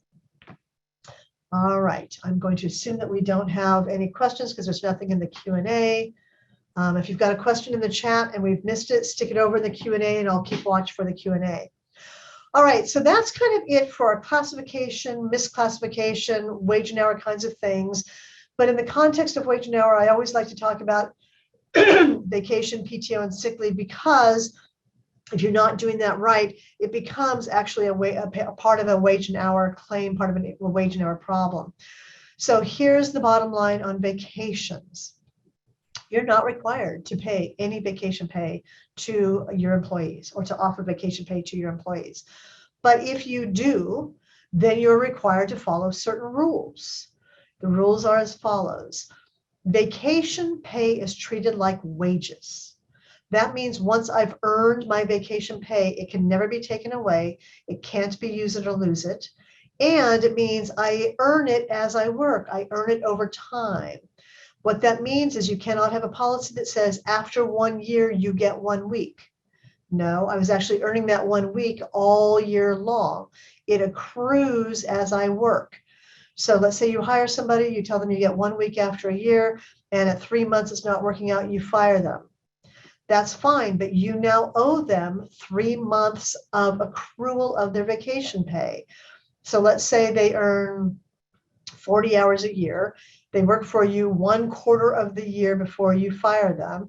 You now owe them 10 hours, 1/4 of what that 1 week accrual was. So you want to make sure that it's accruing as they go. It's not just a lump sum at the end of the year. You can have a waiting period before they can use it. That's perfectly fine. You can even have a 1 year waiting period. You can say you accrue it throughout the year. At the end of the year, you will have accrued 1 week, and we have a waiting period of 1 year before you can use it. I don't necessarily think that's a great policy, but it's lawful. You can do that if you want. Now, you can front load vacation. You can say, okay, well, the day you start work, you have 1 week of vacation. And you can use it because I don't want to deal with accrual. That's too complicated. It's too hard. So I'll just give it to you right from the beginning, but you can't use it for a year. That's fine. But let's say 1 week is 40 hours and you've front loaded it and there's a waiting period. Let's say after 1 week, you decide that employee is not going to work out. Remember I said, it cannot be use it or lose it. It can never be forfeited. If you front loaded it because you didn't want to accrue, you fire that employee at 1 week, you owe them the whole week of vacation pay, because once it was theirs, they get to keep it. It can never be taken away. So vacation should always be set up on an accrual basis. However much vacation they're accruing is up to you, but it should always be set up on an accrual basis. And we like to have what we call a maximum cap. So maximum cap says, for example, you earn, let's say you pay semi-monthly, twice a month. So there's 24 paychecks in a year. And let's say people earn 2 hours per paycheck, right? So they earn 48 hours a year. I can do the math. That's why I chose that. So they earn 48 hours a year, but they don't take vacation. They don't take time off very often. So it just keeps growing. We don't want them to keep growing their vacation bank so high that eventually you owe them 4 weeks, 6 weeks, 8 weeks, 10 weeks of vacation. Oh, I'm going to take 2 months off with pay. Or, oh, I'm going to quit my job and now you have to write me a check for 2 months of pay. So we have what we call a maximum cap, which is very different than use it or lose it, because a cap just says if you reach a certain amount, then it will simply stop growing. You will stop earning. You'll never lose what you've already earned, but you will stop earning. You won't get any more until you use some of it and you come below that cap. So maybe your policy is you earn 1 week a year, you earn 32 hours or 40 hours a year.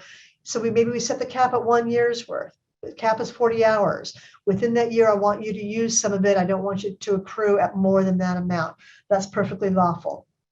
All right, now, PTO, we refer to vacation PTO kind of in the same way, because PTO typically is, I want one bank of benefits. I don't want to have vacation and sick leave separately. I don't care why they take the time off. I don't want to have to manage 2 things. I just want one bank. We call it PTO, and all the benefits are lumped into that one bank. I like those policies. For many dental offices, many employers, they work really well. So if you want to do PTO, the rule is all of the rules that apply to vacation apply to PTO, and all of the rules that apply to sick leave apply to PTO, because you're using your PTO bank as both.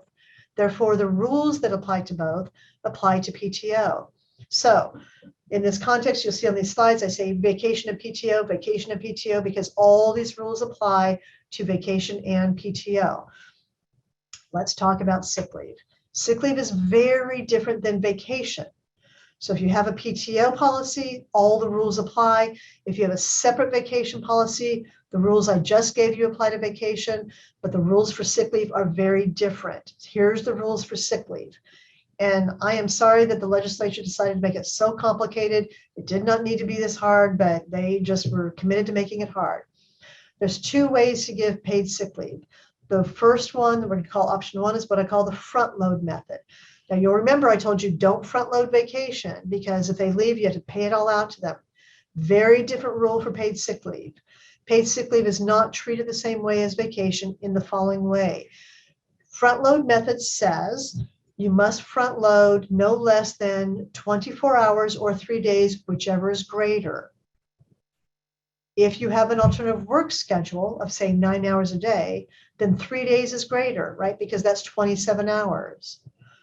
Other side of the coin, if you have an employee who only works 6 hours a day, then you have to front load 24 hours, because 3 days is only 18 hours and 24 hours is greater. So you have to front load the greater of 24 hours or 3 days. So for our purposes, let's assume we're front loading 24 hours. You must front load it on the day they start work. The day 1, they are front loaded 24 hours. Every year thereafter, they are front loaded 24 hours. So you can choose to have that happen every year on their anniversary date, or you can change it. Many employers do. We change it to January 1st because that's easy. You can change it to whatever day you want. If you have a fiscal year that's different, you want to change it, whatever day you want, that's fine. but it doesn't change the fact that on the day they start work, they get their 24 hours. So let's say they start work on today, February 25th. They get 24 hours front loaded on February 25th, and you like doing it on January 1st. That's fine. So they have the 24 hours, and then on January 1st, 2023, you're going to front load another 24. Nothing will then happen on their anniversary date in 2023 because they're converted now to January 1. Totally fine to do that. So they're front loaded 24 hours every year. You may have a use it or lose it sick leave policy. If they don't use those 24 hours, it goes away and they get front loaded another 24 hours. That is perfectly lawful as long as you only allow them to use paid sick leave benefits for paid sick leave purposes. You cannot allow them to use paid sick leave benefits for vacation purposes, for other time off purposes. It's only for paid sick leave purposes. I'll tell you what that means in a minute, but I really want that to be firm in your mind, because if you want to let them use sick leave for other purposes, then let's put together a PTO policy for you. Paid sick leave can only be used for paid sick leave purposes, and in that case, you can have a use it or lose it policy. You don't have to pay it out when they terminate employment. So you hire them on day one, you front load that 24 hours. At 1 week, you decided they're not a good fit, I'm letting them go. You do not owe them the paid sick leave benefits, even though they were front loaded. So they don't have to carry over. There are some cities and some counties that have different rules for minimum wage, and they have different rules for paid sick leave. LA, the city of LA is one of those. The city of San Diego is one of those. San Francisco is one of those. So you may have some different rules based on what city you're in. I'm not going to go through those rules. If you're in one of those cities, we can talk about it. But for state purposes, you can have a use it or lose it as long as it's only being used for sick leave purposes. Now, a lot of employers choose on the front load method to cash out the unused paid sick leave at the end of the year. And that's great. I think that's a terrific policy because it encourages employees to use it when they're sick, use it when you need it, but don't fake it just because you know at the end of the year you're going to lose your benefits. If you cash it out, they will use it when they need it, but they typically won't lie and cheat just to get their benefits before they lose them. So cash out is up to you. It can be use it or lose it as long as it's only provided for sick leave purposes. That are all the rules that apply to, those rules all apply to front-loaded paid sick leave. The second option for paid sick leave is the accrual method. And under the law, the accrual method says paid sick leave accrues at no less than 1 hour per 30 hours worked. 1 hour per 30 hours worked, mathematically speaking, shakes out as follows. If somebody works 40 hours per week, then they will have accrued about 8.5 days per year at the rate of 1 hour per 30 hours worked. If they work 30 hours a week, they will have accrued about 6.5 days. If they work 14 hours a week, and I've put this in here because this is the break even. This is the break even where if you work 14 hours a week or less, then we probably want to put you on the accrual method because you would have accrued less than 3 days. We don't want to be granting you more than you would have accrued. So if you have a hygienist who works 1 day a week, we will probably put them on the accrual method because at 1 day a week, that hygienist will probably accrue about 12 or 13 hours in a year. So you don't really want to front load 24 hours when they're not even going to earn that much if they were accruing. So 14 hours is about the break even. Now, accrual method must carry over. We don't cash it out. It must carry over as follows. The employee who's on the accrual method can accrue up to 48 hours. That's what we call a maximum cap. If they ever get to 48 hours, it freezes. They don't grow anymore. They don't earn anymore. It just freezes at 48. But you can limit how much they can use in a year to 24 hours. So you've got 3 moving targets there. 1 hour per 30 hours worked. They can use 24 hours a year. It caps at 48 hours whenever they get to that 48 hours. Now, that all sounds pretty complicated. I will tell you that the payroll companies have it all programmed in. So if you want to put somebody on the accrual method, go for it. Just tell your payroll provider, and they usually have forms that you'll fill out. This person's on the accrual method, 1 hour per 30 hours work, 24 hours max per year to use, 48 hours max cap to accrue, and they'll program it in, and it will all be reported on the paycheck stubs as required by law, so that you don't have to worry about those moving targets. It'll all just happen. Now, from your perspective, the very important thing for you is when somebody's out sick, you must report it to payroll properly. So let's say I worked 24 hours this week and I took 8 hours of sick leave because I was home, I don't know, because I had a cold.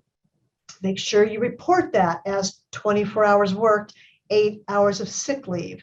That way the record on that paycheck stub will be correct, because the payroll company will take the 8 hours of sick leave from that bank, and that number will then change the way it's supposed to change. So must carry over, may not cash out, can cap use at 24 hours, cap accrual at 48 hours. Now, it's important for you to know that some cities and counties, again, are different. On page 31, I'm giving you my little personal cheat sheet that I use when I have a client who is in one of those cities or counties and I'm trying to help them with their paid sick leave. I'll just show it to you. We're not going to go through it. The main cities that my clients are in: Los Angeles City, not county; San Diego City, not county; Santa Monica, San Francisco. There are some other cities that have different rules: Oakland, Emeryville, I think San Jose. So if you're in some of those areas, let's talk about it. But this will give you some idea of, if you're in those cities, what those rules are. All right. Other rules that apply to sick leave across the board, no matter which method you're using. So remember, I said you front load on the first day. It also must begin to accrue on the first day, but you can have a waiting period such that it's not available for them to use until the 90th day. And we always write that into the policy.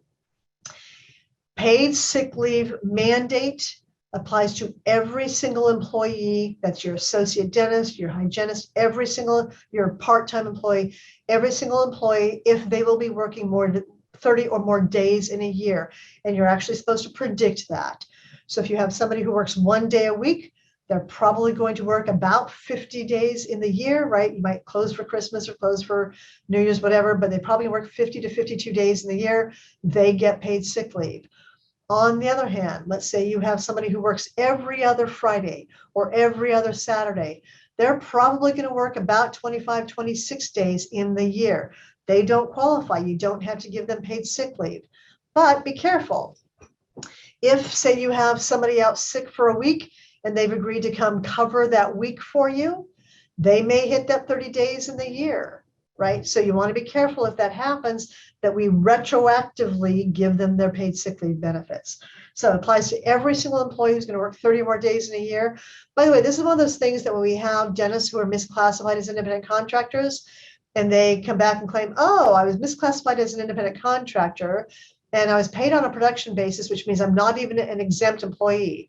So I was actually a non-exempt employee. I owed all my overtime, meal periods, rest breaks, all the violations, plus I'm owed paid sick leave, because as an independent contractor, I didn't get my paid sick leave. So I'm owed sick leave for the days I was out sick, and that automatic $4,000 penalty.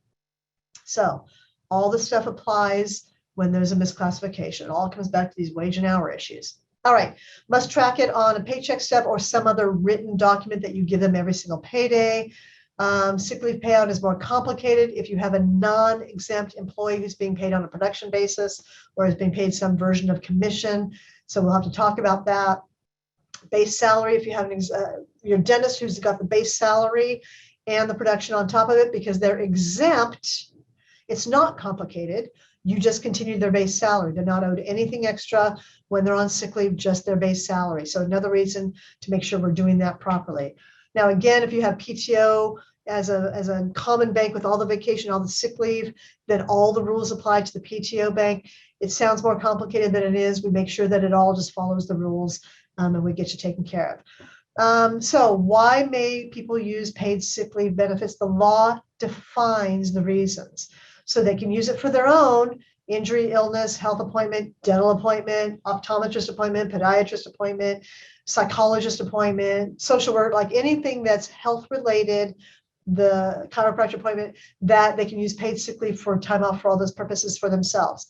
They may also use paid sick leave benefits to care for a family member who's sick or to take that family member to any of those appointments.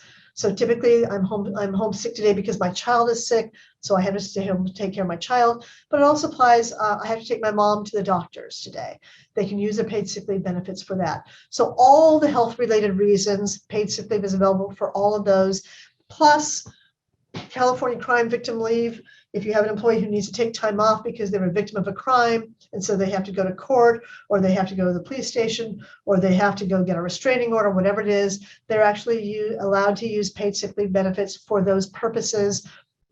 That's the one sort of exemption that may or may not be health related in terms of the reason for the time off. All right, so again, may not use it for any other purpose, or you have converted it to vacation. You've whether you intended to or not, you've just converted it to a vacation policy or a PTO policy, and all of those rules apply. Now, when you have a cash out policy, again, completely your choice, you don't have to. But if you choose to have a cash out policy such that at the end of the year, you're front loaded 24 hours, at the end of the year, I'll cash out what you haven't used. Then when employees say things to you like, I know you pay for Thanksgiving as a paid holiday, but you don't pay for the Friday. Can I use my paid sick leave for that Friday? Your answer is no, I'm sorry, I'm not allowed to let you use it for other purposes. But remember, at the end of the year, I'm going to cash out what you haven't used, so you'll receive it at that time anyways. And that usually calms them down a little bit. If you don't have a cash out policy, then you simply say, I'm so sorry, no, I'm not allowed to do that. All right. I see 2 questions in the Q&A. Let me go ahead and take a look at those. I see 5 things in the chat, so I'm going to assume they are not questions for me. If they are questions for me, I'm going to encourage you to type them over into the Q&A. We'll pick them up there. All right, Dennis, I assume you're Dennis says, our employees text me when they're sick and can't work the next day. Are we required to pay them for that time? What if we text them on their day working in another office to ask if they can substitute for that sick hygienist? Technically speaking, that's all time worked. I've never seen a claim that said, I text messaged my employer to say I was going to be sick that day and therefore they owe me for 1 minute. Never seen that claim. If they're text messaging you for reasons that are that minimal, I do not see you getting a claim for that. I do not see that being a big issue. But if that text messaging then becomes text messaging back and forth, or text messaging, hey, what's the schedule for tomorrow? You know, text messaging is sort of a slippery slope. So when they're text messaging you for just that, I think that's probably going to be fine in terms of the likelihood of it ever being a claim. But make sure that that's really where it's cut off. Is it legal for employees, hygienists, to compare their rate of pay and then demand the same wages? Yeah, so here's the deal.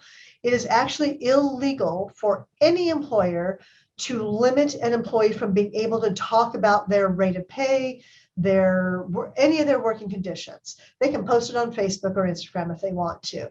So it's illegal to tell them that they can't.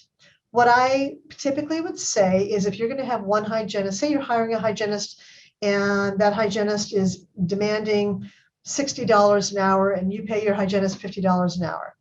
What you might say to that person is the following. I'm willing to pay you $60 an hour.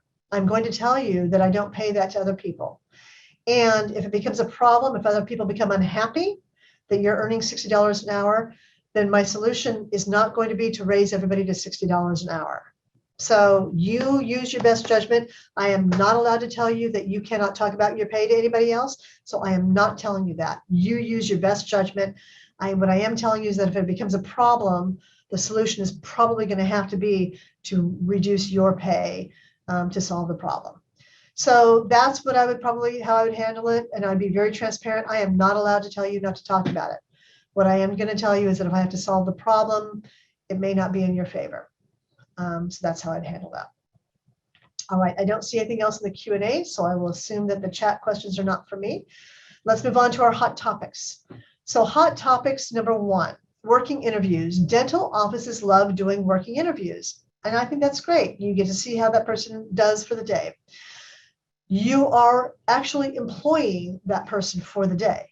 They're not allowed to work for free. You must pay them. So what I'd like you to do is have something in writing. It can be 1 sentence, very brief, that simply says, you're coming in for a working interview. We're going to have you do that working interview from 10 to 4. We're going to take a half hour or 1 hour lunch. I'd love to take you to lunch, but not required. If you want to do something else, that's perfectly fine.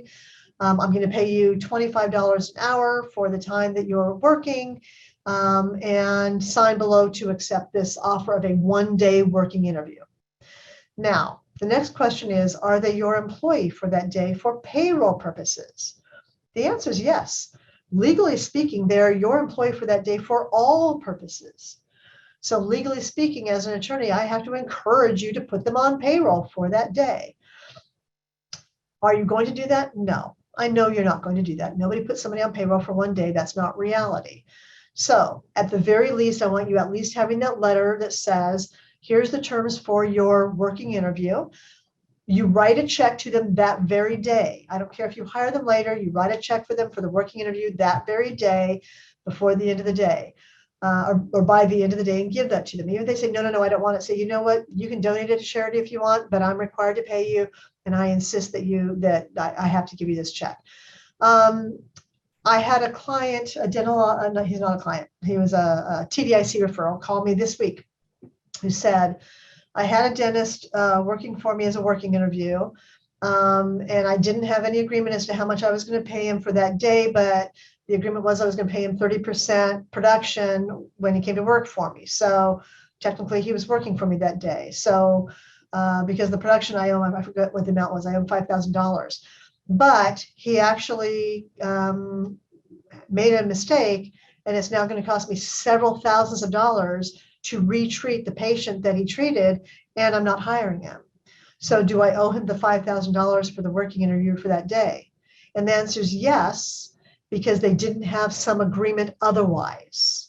So you want to make sure that you have a working agreement, a working interview agreement, whether it's a dentist, hygienist, assistant, whatever it is, for that working interview day.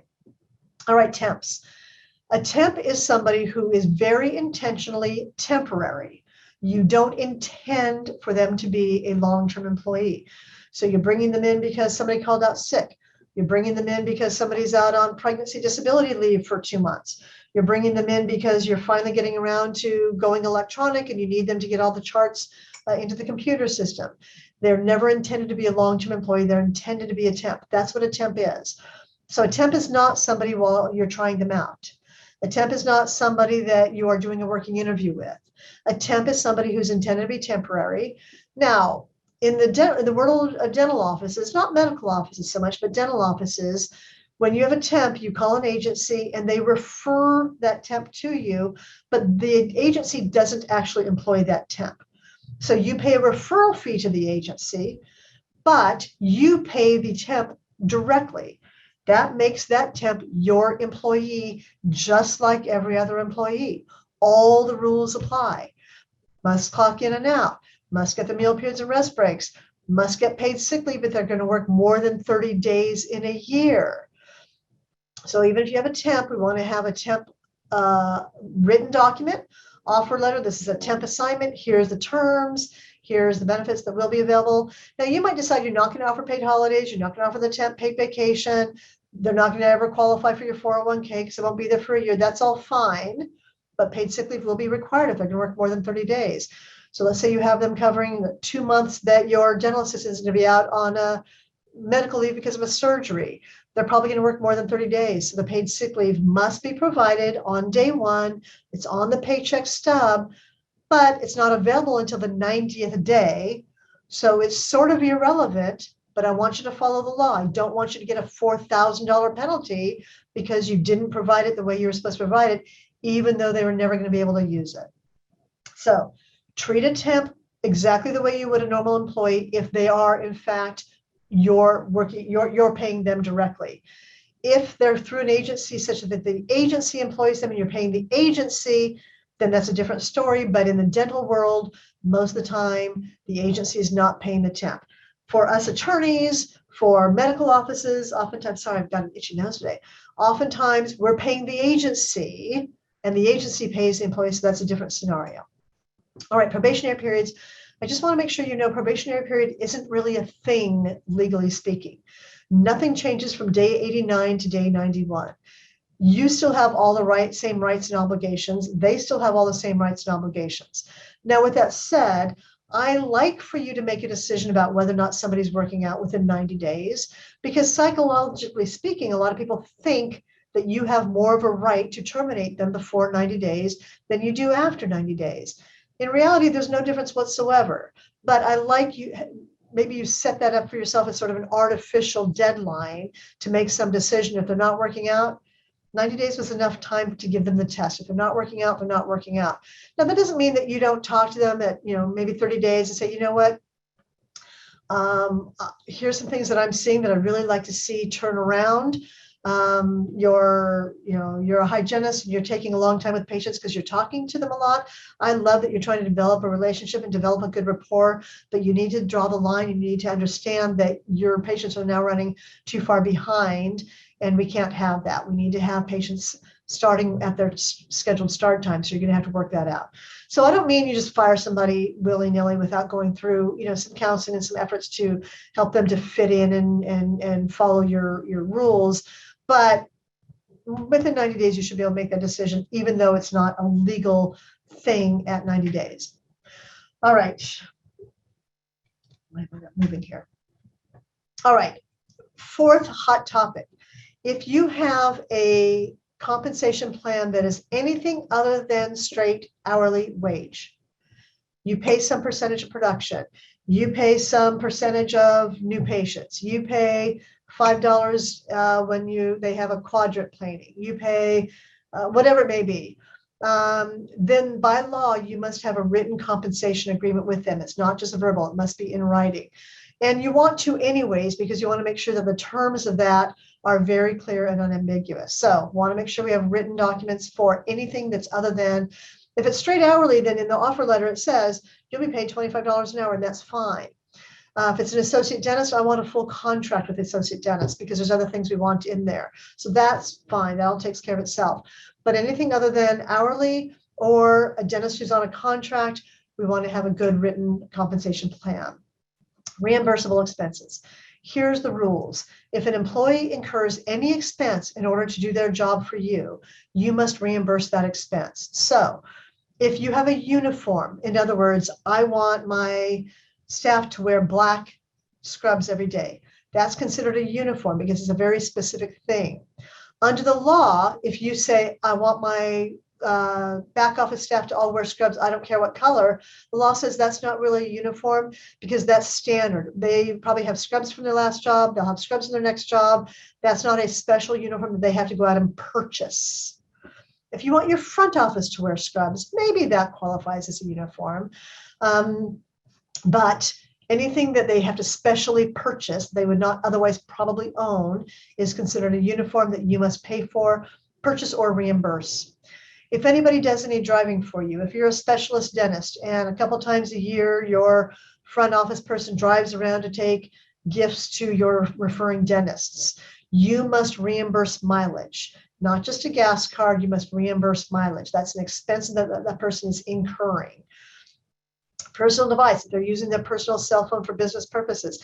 And some offices allow employees, like we do, we text message each other because it's a big office, and when I'm in the back and I'm ready for the next patient, I text message the front to say, send back the patient, right? So you may encourage it, allow it, that's all well and good.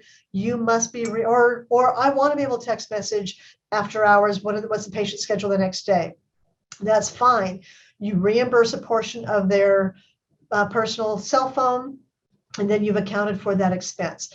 You may have somebody who handles your on-calls. Again, maybe your office manager takes the calls from the service when there's an emergency. I'm an orthodontist and somebody calls in and says, my wire broke. And so the office manager takes the call, calls the dentist, right? That we pay for all that time worked, and we pay the office manager for some cell phone reimbursement. If you allow people to telecommute, you allow your office manager, your front office person, your insurance billing person to work from home to do some of those services, and they clock in and out for their time, that's fine. But they're also, if they're using their personal computer, they're using their personal phone, they're using their personal desk, lights, electricity, we reimburse for telecommuting expenses. And especially now when we had people working from home for the last couple of years, that has become a more common claim that we're seeing, non-reimbursed telecommuting expenses. Trainings. When you have employees who are attending, say you're taking everybody's CDA in May, and do you have to pay them for that? The rules are, if the attendance is optional and it's outside of their regular work schedule, so we don't work on Fridays, we're going to go on Fridays, and they're not actually performing any work, which they're not at something like CDA, and the program is not directly related to their current role, then if all four of those things are met, then you don't have to pay them for the day if you don't want to. The fourth one is usually the problem. If it's not directly related to their job, why would they be going? Well, you may be going because you say, you know what, I'm willing to pay for CDA and I'm willing to pay for your parking and what have you, but I don't care if you attend any courses, and I'm just going because let's go walk through the exhibit hall and I'll take you out to lunch. Then maybe you don't have to pay. But if they're going and they're going to get their CEs and they're going because they want to learn the latest, greatest in insurance billing or Dentrix software or how to use some new tool that's directly related to their job, you probably have to pay for that time. Now, you can pay for their time at lower than their normal rate. And again, for hygienists, we oftentimes do this. So you put something in writing that says, we're going to CDA, I'm willing to pay you for your time, but I'm going to pay you at $20 an hour or $25 an hour or $50. It can be as low as minimum wage, $15 an hour for your time on that day. So you put that in writing, then you can pay them at a lower rate. You don't have to pay for their free time, so you can say, you know what, we're going to go, but I'm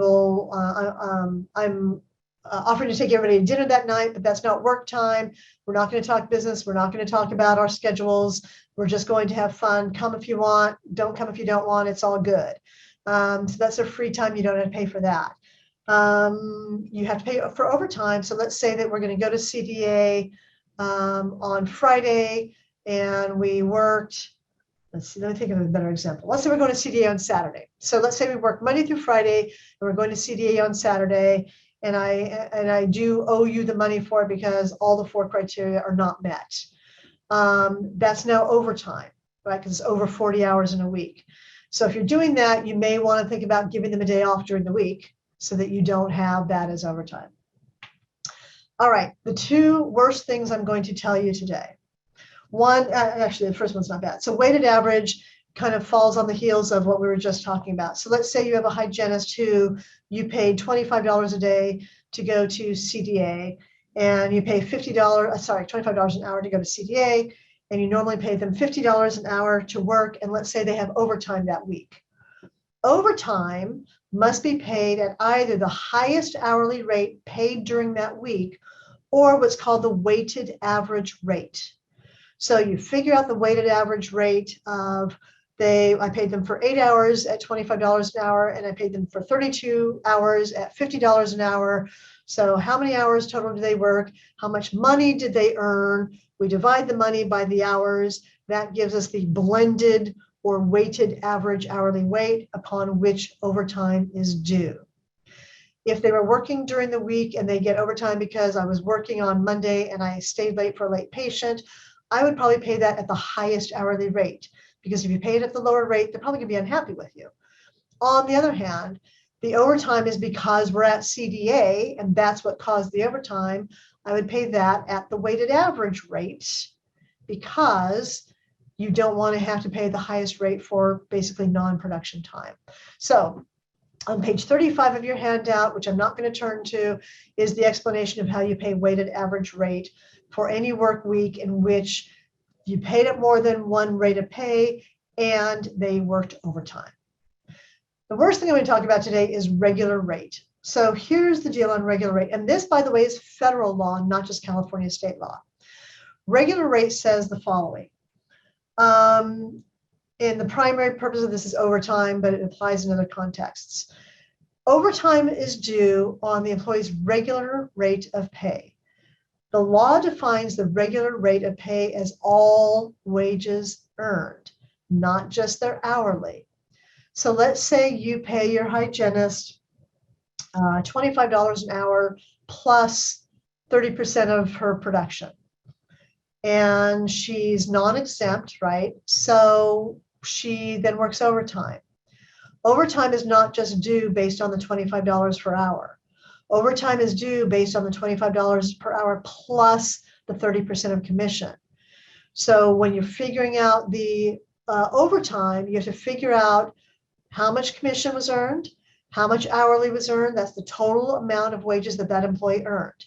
How many hours did that employee work? Employee worked 30 hours plus 2 hours of overtime, 32 hours. So you divide the total amount of pay that they worked, that they earned, by the 32 hours, and that is their effective hourly rate of pay upon which overtime is due.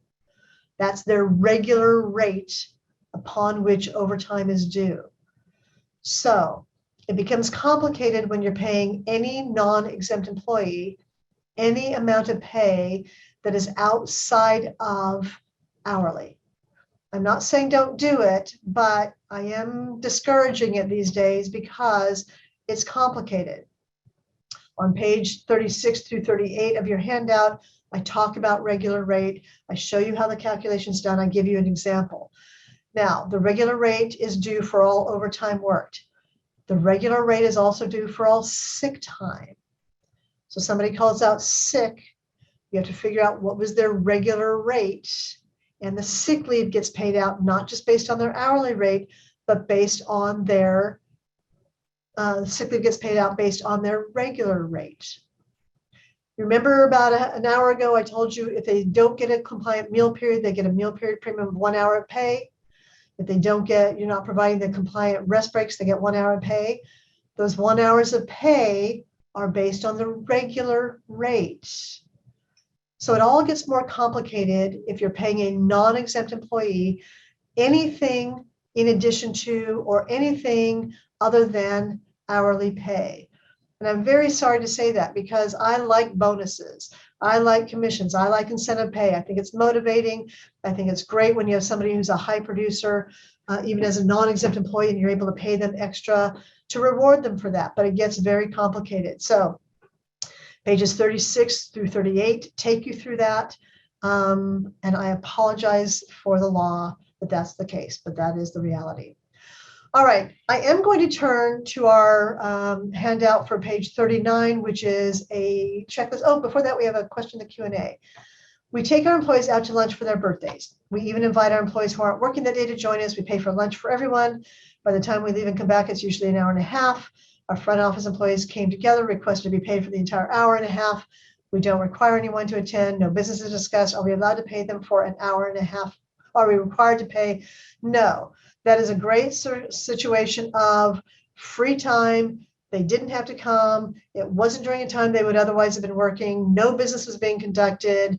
Not related directly related to their job. No, you do not have to pay them for that time. I guess the extra half hour is potentially because they would have been working during that half hour. So try and make those lunches 1 hour. Great questions, by the way. They were all from the same person. They were all really good questions. All right. I am going to go to my little checklist because I've talked to you about a lot of things today. I've given you a lot. Your head may be spinning. And so I wanted to give you this little sort of recap checklist of things that we've talked about. So if you want to sort of do a self-audit for yourself to figure out how much risk do I have, this checklist is on page 39 of the handout for you. So first question you're going to ask, do I have independent contractors that are misclassified? Second question, do I have exempt employees who are misclassified? Do I have an associate dentist? And if so, are they being paid a minimum base salary? Do I have an office manager? Are they being paid hourly? We want to make sure that we've got all those T's crossed and I's dotted.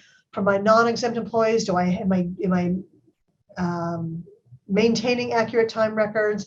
Am I paying overtime properly? Am I providing compliant meal periods, compliant rest breaks? Are my pay stubs showing all the things accurately that they have to show? Am I paying for all time worked? Do I want an alternative work schedule? If I already have one, but I know that I never sent that letter off, do I want to renew it? Because, you know, it's a good idea to renew it. So we're going to renew it. Let's do it again to make sure we did it properly. Is it the actual work schedule employees are working? It's not just an insurance policy against overtime. If you have a vacation PTO policy, is it all lawful? Am I doing paid sick leave the way I'm required by law to do it, showing it on the paycheck stubs, providing the right amounts? Do I have written agreements for anybody who's being paid something other than straight hourly? Do I have a situation of reimbursable expenses? And if so, am I reimbursing them properly? Am I paying for meetings properly? Do I have regular rate issues that I need to be thinking about? And last but not least, because I always talk about these things in these programs, a good employee handbook is just a really important tool. I encourage every employer, no matter what kind they are, no matter how many employees they have, to have a good employee handbook. I had a new client coming in yesterday. She's just starting in practice, getting ready to hire her very first employee, and she came in to do her employee handbook, which is brilliant, smart, planning ahead, get ahead of the game before you have problems. So on pages 42, 43, 44 of the handout are some other things. 42 is my employee handbook service. Page 43, reminder, employee harassment prevention training is required once every 2 years. Every employer in California with 5 or more employees. Andrew and I will probably get together and set a date later in the year that the Phillips Group will be offering it. Employment law books that that Andrew mentioned. I am a co-author of them. I think they're terrific. I don't know that many dental practices need them, want them, will use them, but if you're interested, I think they're great. And there's a flyer on those. And that is it for our program today. So I'm going to stop sharing. Making sure, oh, looks like we do have some questions in the chat that were questions. Okay. It seems we've not been paid. Oh, sorry, that's not for me. Okay, so that's it for me. If anybody has any further questions, let me know. Happy to answer them. My email address is on the front of the handout materials. So if you want to email me, call me, we can chat about things. Glad to have been here with you all today. Next month for Employment Law 103, we're going to talk about hot topics. We're going to talk about unemployment insurance in some detail so you have a sense of whether or not somebody might qualify for unemployment.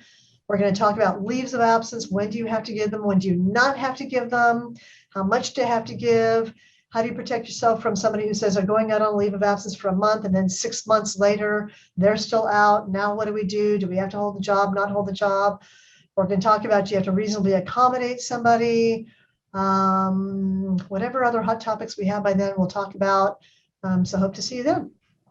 Perfect. Everyone, thank you so much for joining us. Anita, again, thank you as always for doing this. And as she mentioned, we do have that final piece coming up next month. That's on Friday, the 18th. There's still time to sign up. If any of you have not signed up for that one, or if you have any colleagues or friends who you think would benefit from this program, they can still sign up as well. Other than that, thank you all so much for being here, and we'll see you again next month.